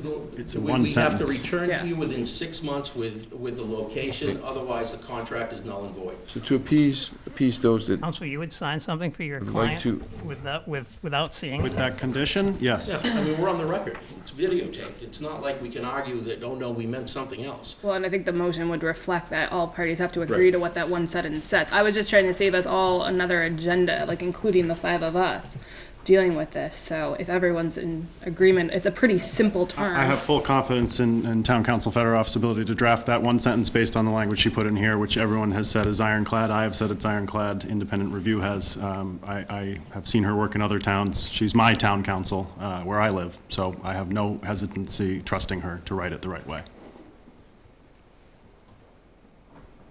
So it's up to the board. Just a suggestion. we're gonna see the language before we sign it anyway. We don't have to sign it if the language isn't correct. But it wouldn't necessarily be another vote. I think that's what. That was my Yeah, no, point, that's was what I'm just- saying. Yeah, I- you still I'm have the Signing right is to different reject than- it. Right. I'm okay with voting, because we're voting pending the language, and if we don't like the language, we don't sign it. So we will see Exactly. the language before we sign it, Of course. It's true, And but so will you're, they. Absolutely. right? I mean, we'll, that's fair. Yeah, everyone would see it, and if either side has an objection to the language, then we'll have to put it on for an agenda, but the motion would just be pending acceptable language by all sides. Or you just say as amended. So, Yeah. so And it really should be one sentence. It's not going to be. Right. right, you don't need to even go to detail of the sentence. Yeah, can I confirm, Mr. Chair, just confirm what will be in that sentence? So I have that New Can would come back to the Board of Selectmen within 6 months, I assume of signing the host. The contract. Signing the contract. And there was some discussion about if they don't come back with a suitable, if they don't come back with a proposed location, then the agreement would terminate. The Is ECA that- would automatically terminate upon Okay, and expiration then- of the 6 months. Then the exception that the applicant brought up was they could come back with the location. It doesn't necessarily have to be an acceptable location, but they have to come back with the location. Well, we'll come back with an identified location. Yeah.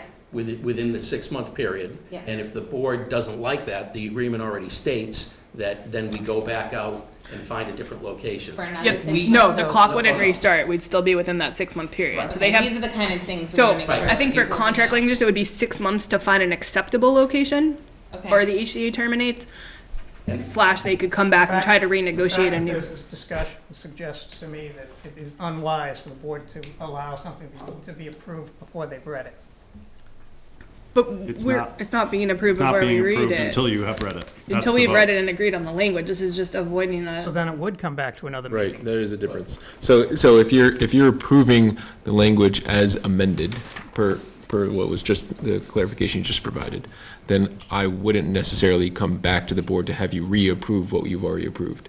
I would just, it would be literally a folder I would have you guys sign ahead of time. We would be approving the document. Not necessarily even, because I've already, if you're only amending the motion is to approve the document either with or without the language right now, and you approve one of those two documents, presumably, not presumably, hypothetically, without a location. So your motion would be approve the host community agreement with the New Karen Group without a location as amended, so to speak.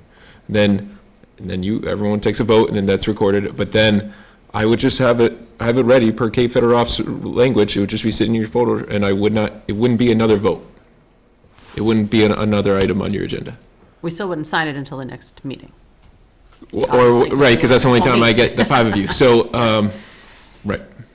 But I would probably have them sign it first anyways, and then that. Who's got a pen? Right, but either way, it wouldn't, it sounds like the intentions of Selectman Levy Pirro is not to have it come as to another I was vote. just trying to, our agenda's been That's so what I packed and we're just- going into a meeting, a Yeah, town great. special. I mean, that's all I was trying to do is reduce the need for us to add another agenda item Right, just and in to that ratify spirit, a I contract wouldn't- with one sentence. Right, you would just sign it. Right. But of course, as a discerning select person, you should read what you're signing, and then if you don't We'll like have the that language, don't sign opportunity. it. Absolutely. All right, so I guess I will make a motion to approve the host community agreement with New Can Group LLC for proposed registered marijuana dispensary without location as amended. Yep. Do I have a second? Second? Discussion. We've had plenty of discussion. Does anybody have anything else to add or? Okay, all those in favor? Opposed? Okay. Okay. All right, thank you. Very much. Thank you Thank very you. much. Appreciate it. Appreciate it. Mr. Gavin, we're going to conduct ourselves in a way that you're going to be happy with the vote. You're my word on that. Thank you. Thank you. Thank you. Gentlemen? All right, town easements, approved easements? Easements, We have yes. some easements. We have a motion that the board accept the easement for easement area A, including 21,360 square feet, and easement area B, including 692 square feet, as shown on a plan by Control Point Associates dated October 18th, 2017, for land on Parker Street, which plan is a part of the agenda and as approved at the 2018 town meeting and the 2019 annual town meeting, authorize the chair to enter into and execute any and all documents required to effectuate the same. Do you have a second? Second? Can you tell us what that means, Greg? I don't know what I was seconding. I was ready to say, can you translate that? I will translate that to the best of my ability, Mr. Chair. So, Okay. Thank you. as we are, moving forward with this 129 Parker project, That's right. we're trying to kind of tie up all the loose ends here. And at the 2018 and 2019 town meeting voted to accept these easements and these documents here, the first three documents in Word docs. The reason for these, the first two are to, it's 129 Parker gave a parcel area A to the town. Easement B is 141 Parker, gave a small parcel to the town. And the reason for that is because they're trying to widen the street for a public way. So that it had, for a public way, it had to come onto the town's books. And the additional deed is actually, it's a deed, and it is granting land to the town and around the circumference of the well in the back there, so that, you know, that is town land all around our well. So as I mentioned, these documents have been, you know, viewed and approved, and when they were going to be recorded, we just wanted to make sure that the Board of Selectmen were able to accept these, and then to authorize the chair to sign them so that they can go back to the developer to have them recorded. So basically, these easements have already been approved by town meeting and everything else. It's just a Exactly. formality. It's a formality. You're the executors, yep. Okay. Thanks for translating. Yes. Lots Excellent simpler when you job. say it. Okay. Does anybody have any questions? The translation from Megan? Phenomenal So job, Megan. eloquently made. Yes. Okay, it's already been approved, so, all in favor? Thank you. Special town meeting warrants. Citizens petition has been received. Yes, Mr. Chairman. Well, it says we have to accept it. We just have to put it on the warrant. You're accepting it into the warrant, right? The charter is specific with citizens petitions. It says that the Board of Selectmen shall accept any properly submitted. So we don't have any say relative to. Right. Right. Well, that's true. If it has been certified, certainly. So it's right. And in this case, Mr. Chairman, it's the same language that was presented to the board earlier by Mr. Prisby. Okay.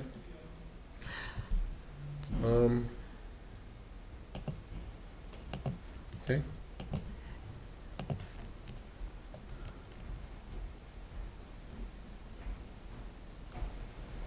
Looks like there's two But different. we're not setting the date for for the town It's meeting. already been set. Oh, it's already been set? Town meeting is October 28th. Oh, for Yes. that, okay. It can, I it thought it was can a go on that special. one. Okay. It can. Yeah, Oh, correct. that one. I thought it was gonna be another special. No, it'll be in, a month. Regular article Got you. for that, For for that that, meeting has got been you. added to the last. Got article. it. That's right. Okay, so, yes. I make a motion to accept the citizens petition for special town meeting October 28th, 2019. Oh, second. Sorry. Oh, tell Melissa. So we just made a little motion, and Justine seconded it, that we accept the citizens petition for special town meeting October 28th, 2019. Justine seconded it. Perfect. Now, does anybody have any discussion, questions? We can't have a discussion about this. It's something No. that's. You can discuss We can it. discuss Can, it. but Discuss you still it, have to accept it. Accept it, exactly, Yeah. so. Oh, all right, so all those in favor of accepting the citizen petition? Thank you. Motion to accept, now, the next one is the review and approval of the special town meeting warrant, and make a motion to accept and approve the special town meeting warrant for Monday, October 28th, 2019, at the Fowler School Auditorium at 7:00 PM. Second? Thank you. And then it's also, there is a note that the Finance Committee will send comments to the TA office by 9/24 to be inserted in the warrant for the final print. That's right. And Mr. Chairman, I also want to I also want to note something else. So it was a clerical oversight, and I apologize. The draft warrant that you had provided to you on Friday for the packet included language from Article 2, which is the minimum property maintenance minimum property maintenance. Minimum maintenance bylaw. property, yeah. That is an older version. So it, for example, would include municipal properties. Town council advised us against including that because it's unenforceable. So we can't enforce ourselves. But last Tuesday, on the 10th, we provide you a draft control with the proper language. That language was not included in what you saw over the weekend. So, Mr. Chairman, I recommend that you approve the language with the control language from September 10th for Article 2. So do we have a copy of that? Yes, so it's the same version you saw last week. It just wasn't incorporated into this latest version of the warrant. And if you refresh your page on the Oh, wait a minute. on the board Bill- docs, Bill's got a copy. I added it. Oh, and looks like Johnny on the spot printed it. Look at him. Yeah, but if you refresh the page on the board docs, you'll see that I just attached it. It was an oversight. As we're trying to keep a track of the latest versions of the warrant, it wasn't refreshed. My other question for you, Greg, is, Dick Downey last week sat and was talking about how he requested that we have a warrant article specifically for this town report. Oh, thank you for bringing that up. So, yeah, no, thank you, Selectman Gavin. Right, so Brendan Chetwin, Chair of the Master Planning Steering Committee, requested the board to allow him to provide a presentation of an interim master plan, or an interim report on the development of the master plan. Afterwards, after the meeting, town moderator Dick Downey and I had a little bit of back and forth via email just to determine how to do that. The town moderator's recommendation is to include it as a warrant article, to accept that report. I don't think that is, I don't think that's the protocol. I think that it would be, in my opinion, untraditional to accept an interim report of the status of developing a master plan. I recommend that it just be done as I put it as an intermission style break within the meeting, which is traditional. That sometimes there's, whether it be recognitions or awards or whatever the case is, you just give a break and then you can give a presentation of a PowerPoint of where we are with the master plan. I don't think it needs to be accepted as, I don't think it needs to be an official acceptance. So here's the question. Yeah. Who's accepting it? So the town moderator thinks the town meeting should accept the interim report. I disagree. They're not. Why, Because they're not, it's not completed. Technically, they're not offering a report, Yeah, they're it's updating their right. progress. That's my understanding as well. Right. But the It's not town a moderator report. feels It's it's not a final similar. report. It's Correct. It is not the master plan. Right. So the it's town just an moderator update. feels it's an update similar to the town report or other official acceptance of reports, but I don't feel that's required. No, yeah. I don't even know why. We have, so he's expecting there to be a vote? Yes. Like a vote to accept that they gave an interim report?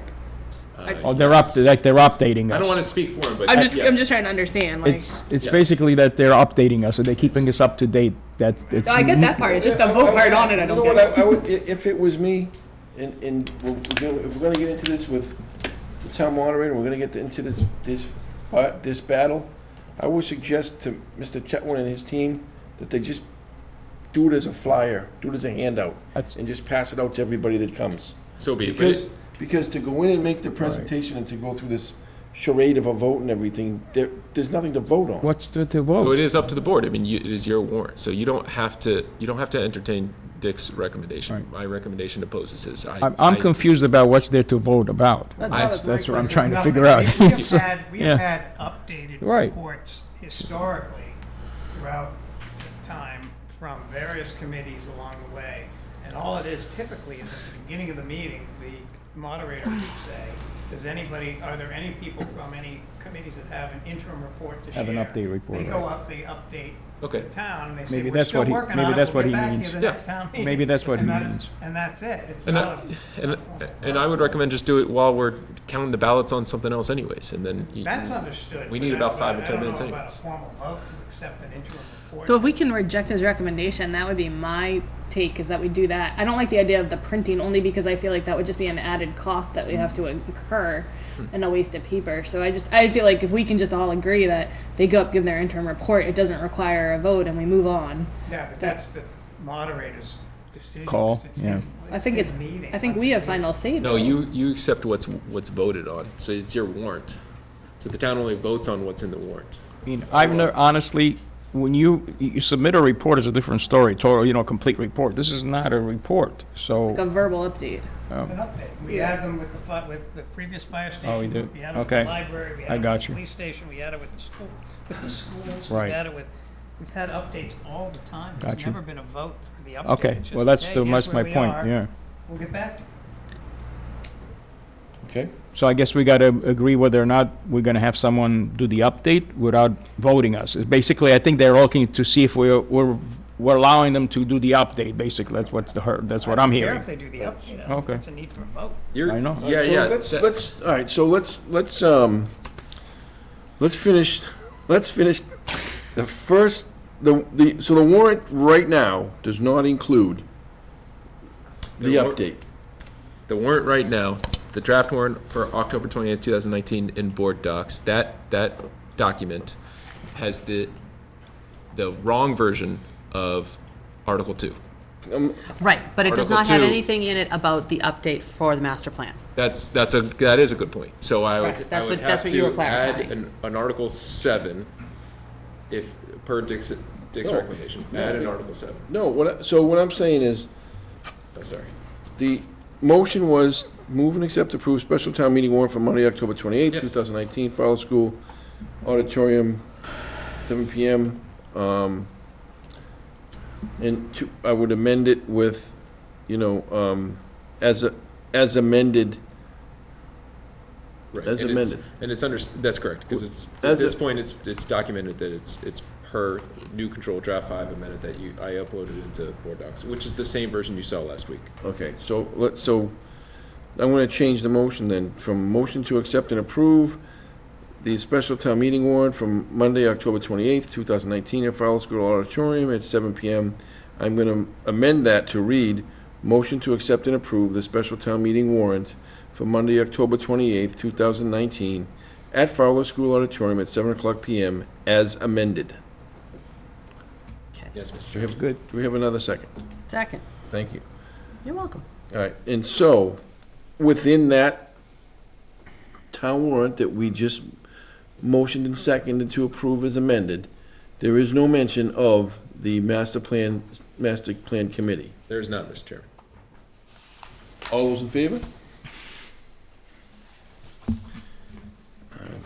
That's done. That's as easy as we can do it. Would you like to present your budget message? It's my recommended budget measures for the board. I So- know what it is. So per the town charter, the Board of Selectmen set up budget measures for the upcoming fiscal year. It is, I actually believe it's word for word what it was from last year's budget message as far as the contents of the beginning, the introduction and whatnot. The details obviously were the change in the fiscal year and the dates. So as far as the dates, the last couple of dates just match the charter, when things are due and when they have to be submitted and presented. But the first date that I want to highlight is October 31st, 2019, as the deadline for departmental and committee budgets. Wow.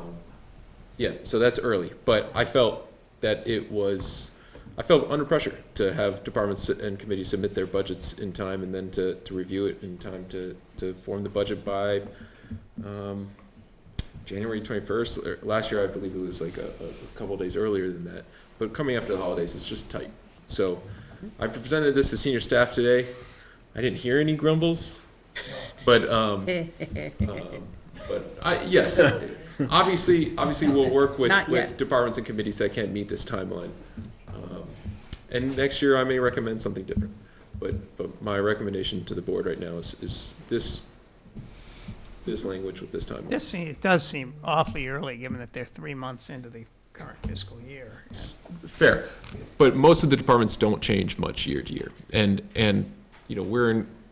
So personnel matters is the biggest cost. We have 2 union negotiations going on right now, and that could have some fluctuation, but we'll adjust for that. The process is that departments and committees would submit their budget to Mike and the rest of the finance team. He would look at it, and then so that I expect to be done by October 31st. If a week goes by and Mike, doesn't feel like they're ready for it to come to me, then I won't even see it until after that fact. It wouldn't. I don't see it until it's been stamped, so to speak, by Mike, that he understands it before I see it. So when will I see it? It may be a week or 2 after that. The bigger concern, I think, from me would be probably the school department. Yes. Because they just began their meetings for this school year. Right. About last week. They did. For They their did first say meeting. that. And the way my response to them is that I have very little control over them anyway. So when they submit their budget is probably going to be whenever they feel like submitting their budget. And I just ask that it be in time so that Mike and I can figure out how we're gonna pay for everything else. If we do it under the old scenario, you're talking 6 weeks, basically, from the time everything is submitted by everyone, including school, to the time you have your meetings. So you have 4 weeks really to do any kind of review. By doing it this way, we You got have more time hours to review, yeah. No, I'm not objecting to whatever recommendation Greg makes. He's making- Because yeah. he's the administrator. I'm just expressing my thoughts, and Right. Oh, no, the school we know may not, you know.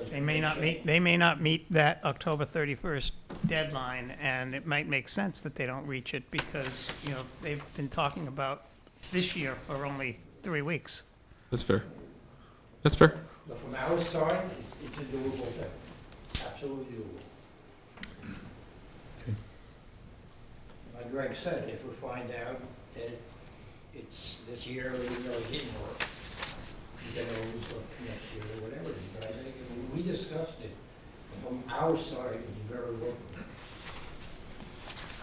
Mr. Chair, I guess I would say one other thing about that. The new interim superintendent ought to have time to take a look at the schools and make her own assessment about what programs ought to be kept, started, modified, or what have you. I mean, that's what we're paying her to do, so. So you could include revised language. I could revise this, and so you could say, with the exception of the school committee, who will provide it.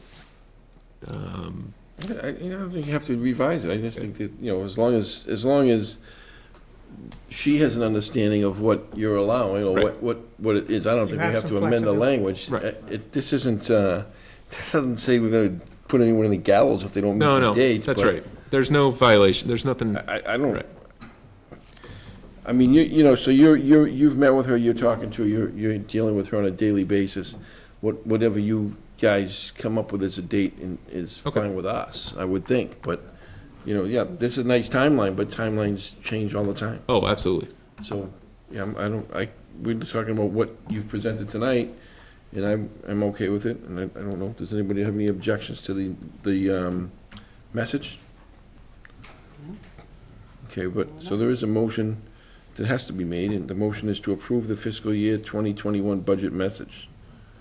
Have a second. Second. Thank you, sir. Any further discussion on it? All those in favor? Thank you, sir. And we're on to Mr. Johnson's town administrator report.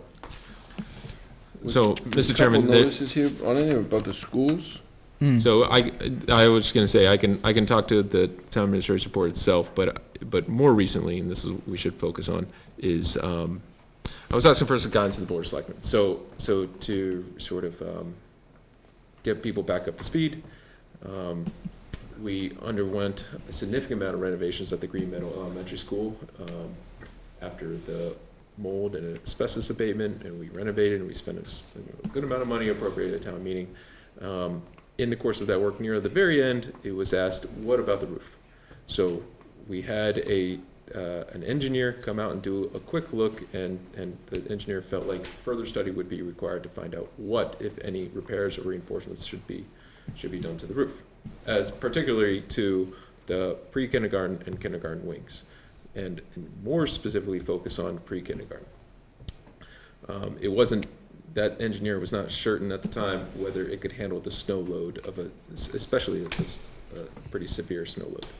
So the superintendent's office and the school committee decided not to occupy the pre-K. The board had already directed me to do an envelope study on the Green Meadow Elementary School.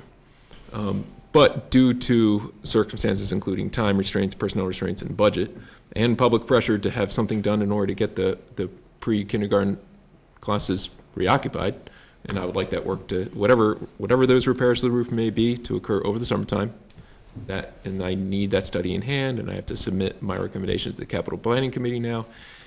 I need a study in hand.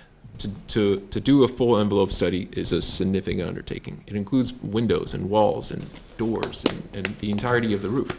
Whereas I believe the focus should be on reoccupying those pre-K classes.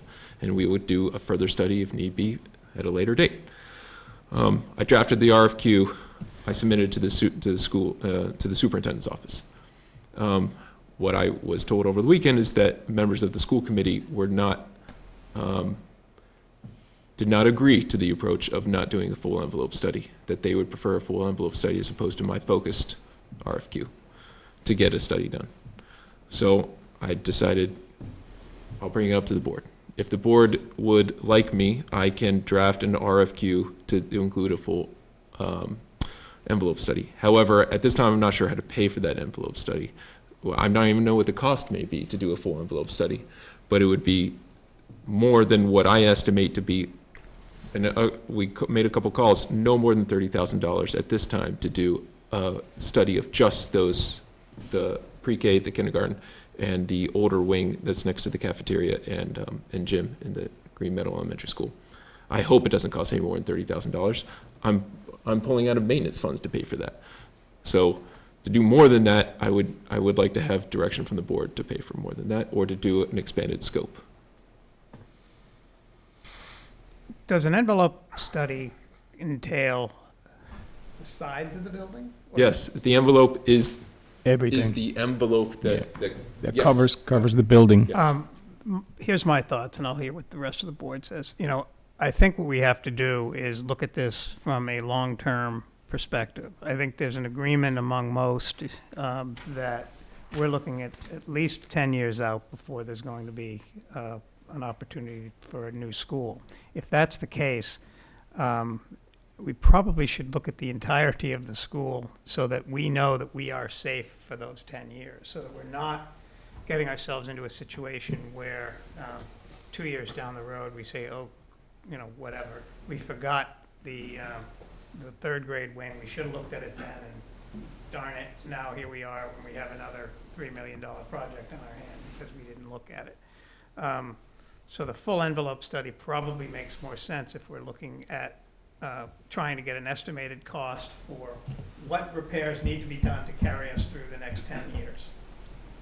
If that's what the purpose of that envelope study may be. And from what I understand, an RFQ is going to give us an idea about the scope of what the work is involved and how much it's going to cost if we do a, Certainly give us the cost. Cost, right. So we sort of establish the scope. Correct. Which is what we're doing with. Right, so the scope now does not include an estimated cost for full envelope. for full study. envelope. I could potentially include that, but To David's point, I mean, you're looking at a situation, because we don't want to be in this again 4 or 5 years from now, where now all of a sudden something else failed, and rather than keep putting Band-Aids on this, I think for now, this will be more or less buy us time until we revisit this, what options do we have with that school going forward. So if the new roof is going to give us 10 years, then I think that buys us time for us to look at other options and, going forward. I guess I don't even view it as buying time. I view it as. Well, it's safe. It's safety, too. We're doing it What's to right. establish Yeah. that basically by doing that, we're saying, look, we're not looking to build a new school right now. Right now, right. And so Well, we need to make sure that we're safe, the kids are safe. Right. The rooms are safe. There's not going to be infiltration of water all over the school at various locations. We're going to be good for 10 years. so I kind of make sure I understand. So, is your preference for me to not do the current version of the RFQ, which only includes the oldest portions of the roof? Or is it and instead to do a full envelope study? I think it's the full envelope study based on. Okay. That's my opinion. I don't speak The for everybody, but to look for, so we're safe for 10 years out.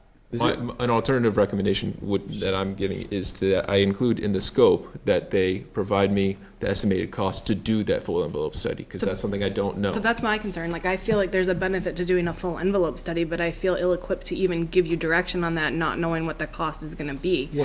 If we're talking, it could be up to $30,000 for the partial envelope just on the roof, or whatever you want to call Just a it. roof study, yeah. What's the multiple of that for doing a full envelope study? When we're talking about pinching pennies and doing trash sticker updates, I just don't feel like sitting here tonight, I could in good faith say do the full envelope study without knowing a cost. That's a fair comment. Well, the other part about my concern is,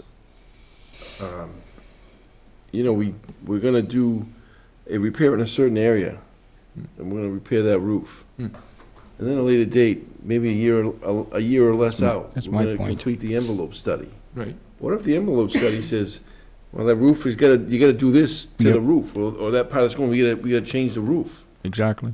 So, I mean, I think there's a To even do potential. the part that we've just We may have Correct. to make some changes, you Right. know, I think there's a danger of us, as a town or community, as the building, repair whatever section we repair, and do the envelope study, and have to re-repair what we already repaired for another reason, or some other reasons. I suppose, but I mean, is there the potential that we would be throwing, you know, More money in the more future. money after the Exactly. same area in the same part of the building, but for a different reason than what we're looking at today? I guess there is always a risk. But my understanding is the scope is written that they would provide recommendations for at least 10 years. I don't know if it has that particular number, but it's meant for permanent repair to the roof. So that's true, that there's a risk that whatever work we do, a further envelope study may recommend a change to that. Regardless, my understanding was that we needed to reoccupy those empty classrooms. I mean, and the other thing is you're gonna do a full envelope study, is a completely different RFQ than the roof repairs. Right. The scope and size and scale of the project is completely different. Now, that being said, this is the desire of the body that is in control of that piece of property. True. School committee. That's true. So in the I'm event. acting as the chief procurement officer. In the event that this takes longer than we expect or that they would like, and there's no one back in those classrooms next fall. Right. That's a risk they're willing to take. I suppose. I mean, hey, if they're willing to take that risk by extending this out to do certain things, because you might find it that the guy says, you know, on the other side of the school, there's a problem that needs attention much sooner than the roof. I don't know. I don't know what anything else, what kind of shape anything else is in. So I would be in favor of the full study so that we don't have the potential to be, you know, caught up spending money on a roof more than once. But And I'm in that boat too. I just want to know what the cost is, because if it comes back. But I think the RFQ will give us that if we I was do gonna say, that. so, because the RFQ itself doesn't cost money, Correct. correct? The RFQ is you're But aren't we, like- soliciting aren't we- the, Cost whatever, how much it costs well, when I'm they- I'm Yes. sorry, like, not that Not it that costs kind of money. Aren't we like, I mean, it But I takes, mean- it costs the time and effort and energy Administrative to money. create it. Which but- I've done. But it doesn't cost us. It costs a couple of, we have to put it in the newspaper. right, but I it's mean, not that it it's, doesn't- we're it not doesn't- talking 30,000, doesn't. 50,000 and we're for not that committing part. to it, right? Like Right. if No, it comes, the results is a recommendation. okay. And then that recommendation could be from duct tape to whatever, $2 million. And then, We've done duct tape. Duct It tape. probably hasn't worked. That didn't work. One thing I am always Gorilla Glue concerned works about is better. that, and I don't know if you can build this into an RFQ, that whoever does the envelope study does not eventually have opportunity to do the repairs. Because what I don't want to have is somebody who says, oh, it needs to be done this, and we'll bid on it. no, you need to separate it, but I would separate it. However, in the RFQ, I do ask, and this is allowed by designer law, whoever does the study can also then be retained in a contract to help do the bidding process for the construction. Because if they're ones coming up with the recommendation, they've done the work, they know what the roof looks like, then they help do the bids and get the right contractor. But yeah, it would be two different companies. I mean, does anybody else believe that we should do the full study, or? Okay, we can vote, like, all those in favor of the full study? All those in favor of the other? So I guess full study was our recommendation. Very well. Then I will need a little time to Complete that. That's okay. complete that, figure out how we're going to pay for it, and I'll Yeah, probably that's have the to come important back part, to how are we you. gonna pay for it? Yeah. That's a Well, se- so, but that's a- again, so you, I think, and I'm not, complete the actual. That's not what we voted on right now. Envelope study once the RFQ is done, correct? No, Or- the direction I just was given to do the envelope study. we just, Yeah, we just Well, have we're to doing the do- RFQs for the envelope study. Yes. Yeah, yeah, Yes. right, right. That's, And then we have- that's what we voted on. And that's, Absolutely. and you know, I guess I just want to make sure I understand the Okay process. on it, not to We'll pay learn for it. costs of a project, we'll learn what priority we might have relative to other issues that come up Correct. through this You know, envelope. But the envelope study itself It's gonna cost gonna money. be much more than $30,000. you know, so it's. How do we pay for that? Well, here's the thing. I Let's ask technically, the as schools a how chief we- procurement officer, I let's don't feel ask the comfortable school going out to bid department without and knowing let's how ask to the pay school for the department service. And their new superintendent, how do you suggest we pay for this? Wait, I mean, we had I can ask- we had the director of the schools, the new de facto director of the schools. Right. Give us a dissertation on what we don't do well as a town. Right. Last Tuesday night. Okay, and don't get caught up in the fact that there are several things that he mentioned and wrote that are illegal to do outside of the way we do them.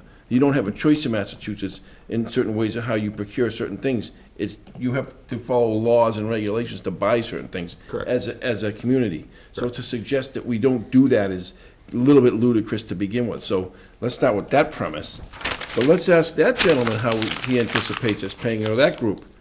Since they're operating the Maynard School Department these days, ask the Green Meadow Futures Committee. Well, Very well. with all due respect, they're not elected officials. That's right. That's our That's- role. That's right, they're not. So That's when my point. when we talked about the But envelope to- study but back, To suggest that we do it this way, you might want to have a suggestion of, attach how we pay for it. So, and also, by changing the scope, I expand the timeline in all likelihood. And I don't know, there's a risk, I don't know if I will have the recommendations in time for the capital planning committee to provide their submission to me by December 31st. So it may not be primed and ready, so to speak, maybe, this is a risk, this may not occur.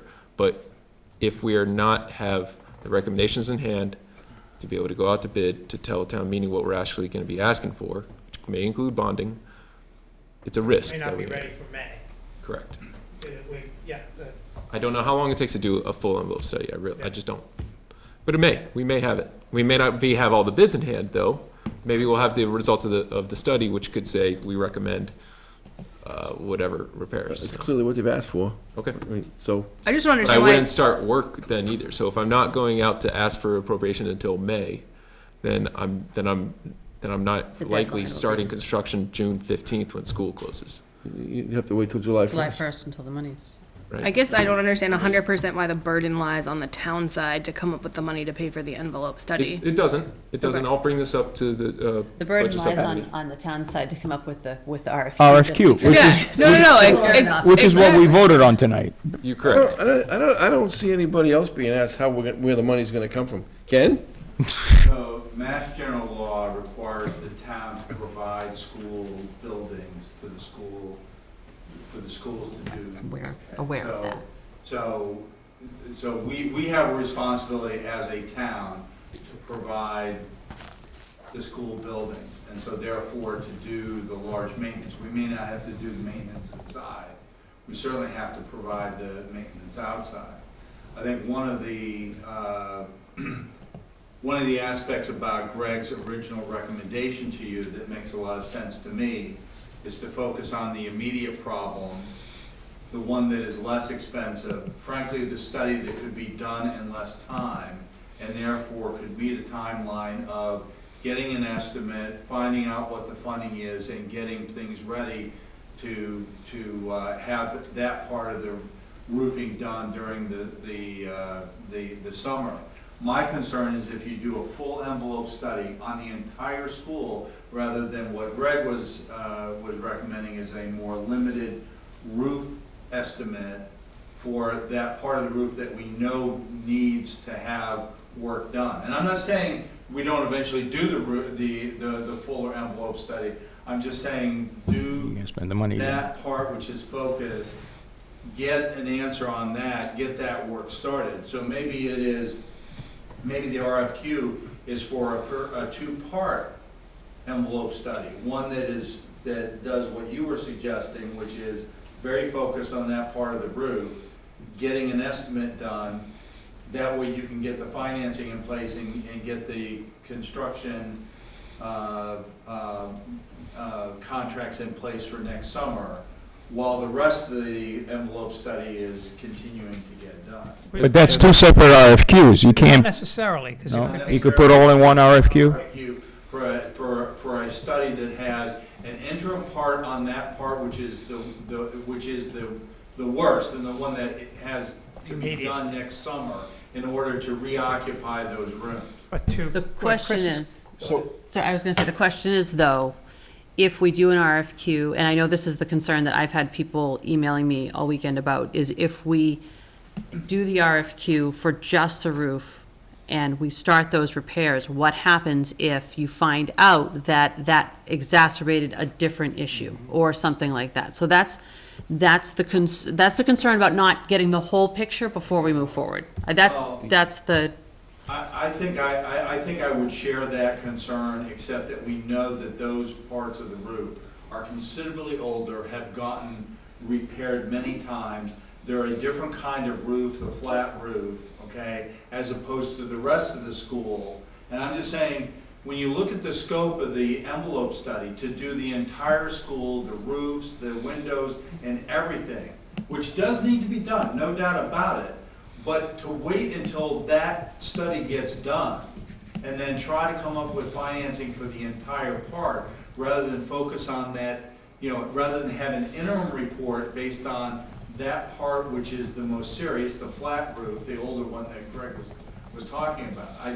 I would bring up the benefit of doing it the way he was recommending to you initially is we might be able to get things in place for next summer.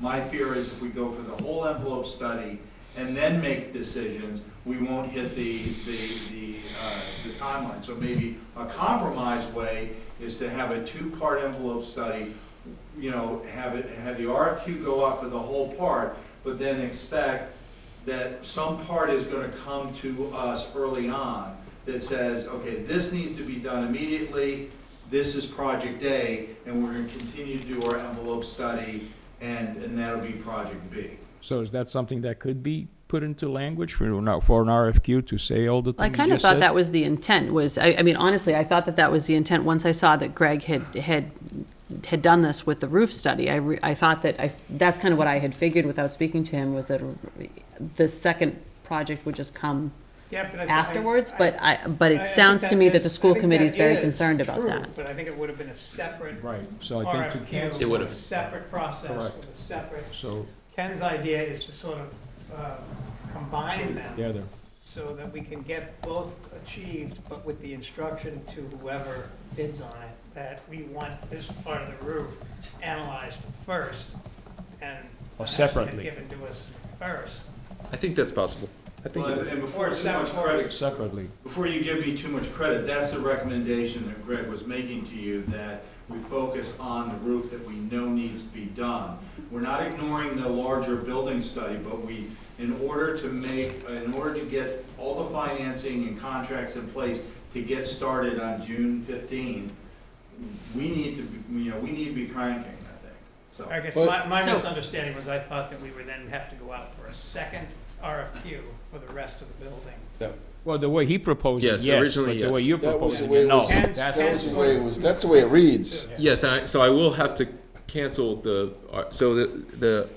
RFQ is in the central registry to be open to the public tomorrow. So I will call the Secretary of State's office and tell them to pull. Not that big of a deal, but it will take me time to do this other version, and I'll work as quickly as I can in the time that I have. But I cannot guarantee how quickly I will get this new version out. One of the issue is that what we talked about before was exactly what you described, was the first part of the roof being repaired now. The change in the discussion taking place is because the school is driving, they want to drive the discussion in another way. Correct. That's the issue. Which is they why want to drive it in another way, and that's where they want to drive it. I know we have to provide buildings and everything, but we don't have to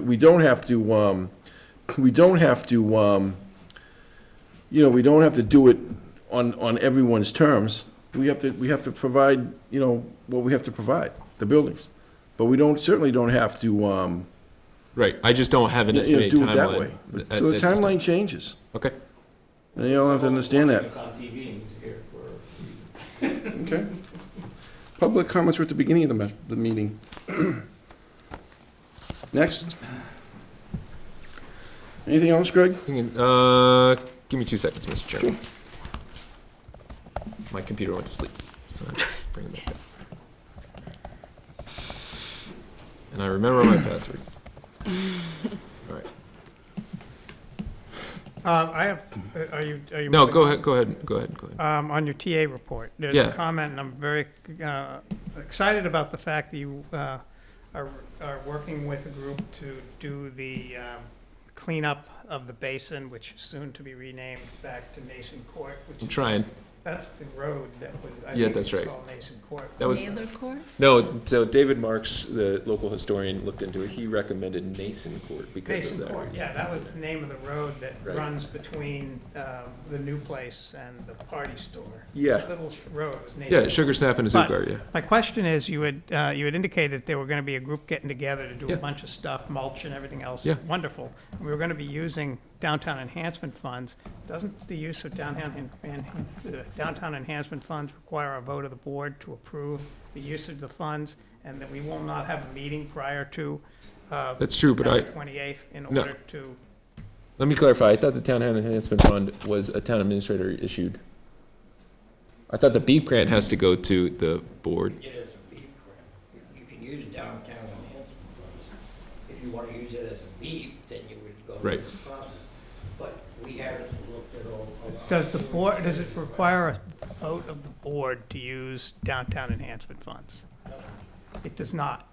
But it does for B. That's my Right. question. You want to do it the way. Is that the grant application? And No, there has to but be it's an not a B. applicant.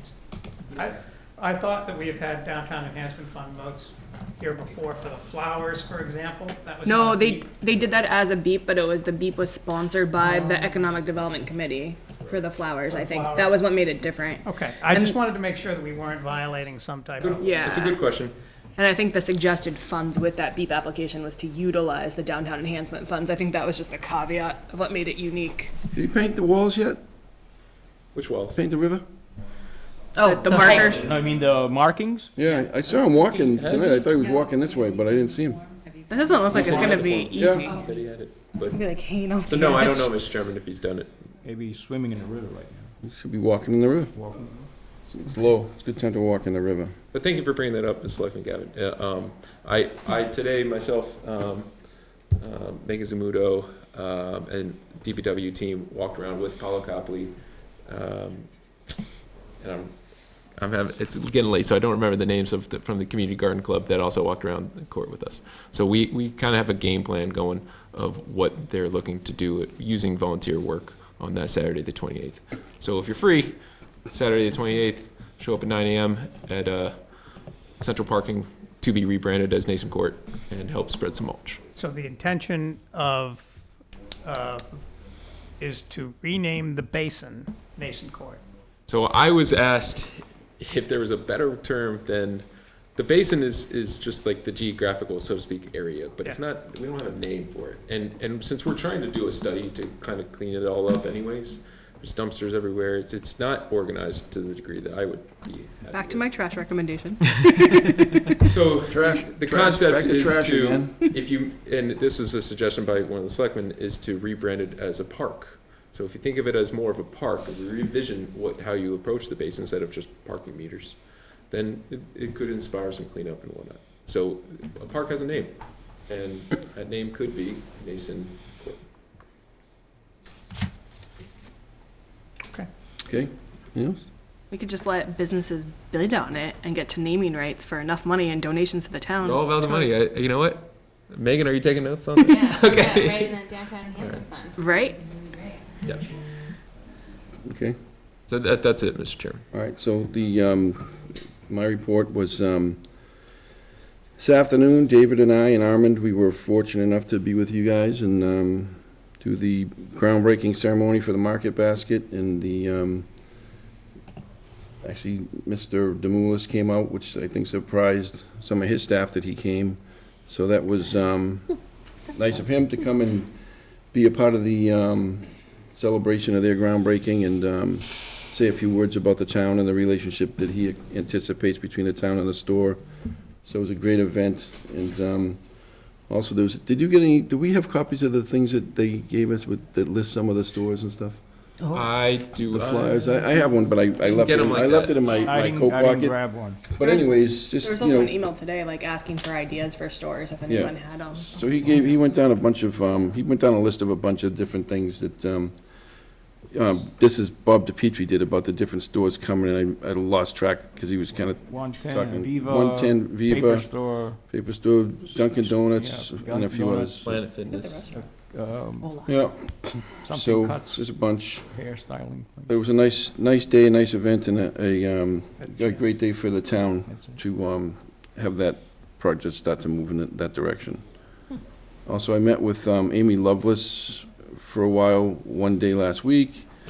There is, as everyone knows, a push from some to increase the size of the COA immediately and find a new space immediately, and Amy is, understands that that's out there and on the horizon, but she feels as though, as currently situated, they have they have an adequate amount of space, they love the space they're in, and she, we had a discussion about the possibility maybe that they could run, we could talk to the Boys and Girls Club, and maybe they could do some of their physical activities there in the mornings when they're not using their own facility, as we kind of give them fields to use and everything else, so kind of, a little bit of, not bartering, but just maybe they could return the favor, and we could have some of the aerobic type exercise programs at their facility. And the other thing I have, this is a question, somebody told me today that the Azucar, the tapas, has a cigar bar in there? No, not yet. Is that part of the plan? Oh, it's a rum bar, it's a rum room. Someone told me they had a cigar room in the back. It's designed to look like a cigar bar, but it's not functional. They're not real. I don't know if they're even real. Not real. I don't I either. don't think it can be a yet. There's no think- licenses available. I don't think there's no licenses for that, but Yeah. it's very pretty. It looks like It a cigar is. bar. It's very cool. Okay. I think they're chocolate, those cigars. We could get behind that. God bless them. I could do that. Yeah, their renovations are gorgeous. Require a special permit of some sort? Yeah, Yeah. yeah. Tobacco license. What I do you think think, we Lee? have it. There are no. We don't have any left. There are Yeah, I've beaten that Plus, dead horse. you have to, That's you have to like generate a certain 17,000. amount of your income from the tobacco. It would also Products just and make everything the else? whole restaurant smell Yeah, I know. like whenever you walk into a cigar bar. And you're one of those? No, I like cigar bars. I'm just saying, like it's hard to contain it. It is. All right, so now we're on to the other reports. Melissa? I don't have anything. Christine? I have a lot. I didn't speak last week. You did speak last week. I did not. I said I didn't have anything last week. I have like 4 things. First off, one thing that I'm wondering if, Greg, if we can put this somewhere that people can see it. Now that there's been articles in the Globe about Stowe and the PFAS that they've had issues with in their school's public water supply tested lower than the current EPA level, but not as low as the anticipated EPA level, which is the 20 parts per trillion. I think that's the inverse. So I think EPA has Has it at more 70. lenient, and we have. and We're then gonna go to DEP, 20. Which is the state Yeah. level, has 20. Right, so, but I don't think we've gone to 20 yet officially, but I'm we're good going with to. So anyways, so there have been a lot of concerns, especially where, sometimes Maynard gets a little touchy with water and our resources and things. Sure. And so I would love to shout from the rooftops that our wells have been tested. Right. And that they are all below that 20 Yeah, we do a note. parts per trillion. Yeah, we post that. Press release or something. Yeah. Just so people can see Yeah, that. that's And a great idea. So that's one thing. I was able to join members of the EDC and Greg and Megan and lots of people to talk to the people for the chairman for the Beijing Royal School. It's definitely very intriguing. I look forward to a lot more conversation to see. He has a very large vision. I'm looking forward to seeing how it fits into Maynard, and but he is very excited to be here, which is a lot of fun. So he's a very dynamic guy. The other question I have is capital planning, not capital planning, budget subcommittee. Okay. I'm wondering if we can, and that's kind of, I had asked about the charge for the budget subcommittee. Yeah. I was wondering if we can add a member of the capital planning committee to maybe be included in our subcommittee group. And I don't know I don't know who, and David, you might remember this, I don't know who the subcommittee was formed under and if it ever was. It's an ad hoc. So it's an ad hoc, okay. So, I figured maybe we can extend an invitation so they can be part of the conversation as well, so they can, hear what we talk about. Sure. And the last thing is just a personal plug, because you know how much I love the Boy Scouts. The Boy Scouts this weekend, Friday night at the Bingo Hall, from 4:45 to 6:45, and Saturday at the Farmers Market, one of the boys is going for his Eagle Scout project, and he's going to be passing out the Files of Life, which is a medical file for people to fill out and keep on the refrigerator at their homes. So if there's ever a medical emergency, they can, the EMTs or first responders, or even if they have to run out, it's easy to grab, it's easily accessible. So they will be around town Friday and Saturday. That's great. I have a question. Yes. What's the bingo hall? The bingo hall at St. Bridget's. Oh, okay. All right. But they will not be in the bingo hall. They were told they can't do that because they're not 18. Sorry. Okay. I'm done. I didn't know it was officially called that, so. I dubbed it that. David? Yeah, that's a Boy Scout thing. It's a great thing. My parents had those for years. It's kind of shocking as a child, even though I'm an adult, to go in and see, not only did it have their medical stuff, but it also had on there their DNR, do not resuscitate type stuff that was there as well. And it's important because residents and people should we're not getting younger. have those plans there for, so that their intentions are taken when the necessity arises. Anyway, I wanted to say it's unfortunate. A couple weeks ago, I had a similar comment, but I'm going to say it again, that this incident that happened on Sunday night over at the corner store that is now getting press this afternoon on various television networks. I don't want our community to become down on ourselves, to think this is in any way reflective of us as a community. It's just a bad stretch, I think. It's not in any way reflective of us. And what it will do, and what I have seen it already do, is show that people care about our businesses, because I've seen the comments about how can we help the corner store, how can we show them that we are concerned. But it further will exemplify how good our police department is, because I'm convinced that they will find this perpetrator and make sure that he is brought to justice, because it does appear to be a male based on the video I saw. But I hope that people don't get down on our community thinking that, oh boy, what's happening? And it certainly has nothing to do with the amount of liquor stores we have, or the amount of marijuana stores that we're talking about, or whatever. It's just it happens to be what it is at this point, and it's society has a lot going on, and we're part of society. I think that is it for this evening. Armand? The only thing I have to say is that because I wasn't at the last meeting, so I read some of the minutes, and one of the things that kind of came at me, and I think that is something that we should really put into motion as soon as possible, is setting up, to Chris's suggestion, a collaborative forum between the school committee, FinCom, and BOS. I think that those conversations need to be ongoing, and I like that quote-unquote, I think you said something about the town, all for Maynard or something Yeah, like that. all things Maynard with the agenda topic. I think it's important for us to be seen as one, and that's something that needs to start happening, where the school committee needs to be part of what we do in town, and we need to be part of what they're doing.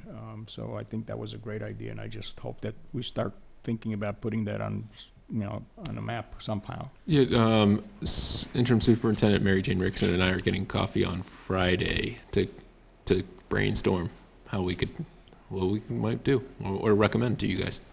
Perfect. Okay, anybody else? Motion to adjourn? Favor? Done?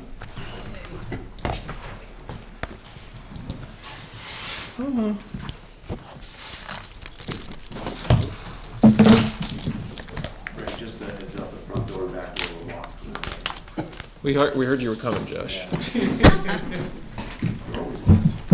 Actually, we had our meeting, we had our Hometown Heroes meeting the other night, and they were locked. Something fell apart. So postings also go to Kyle Brainerd, and then he sets the Oh, he this sets is the the lock. schedule? It's all electronic. It's all maintenance.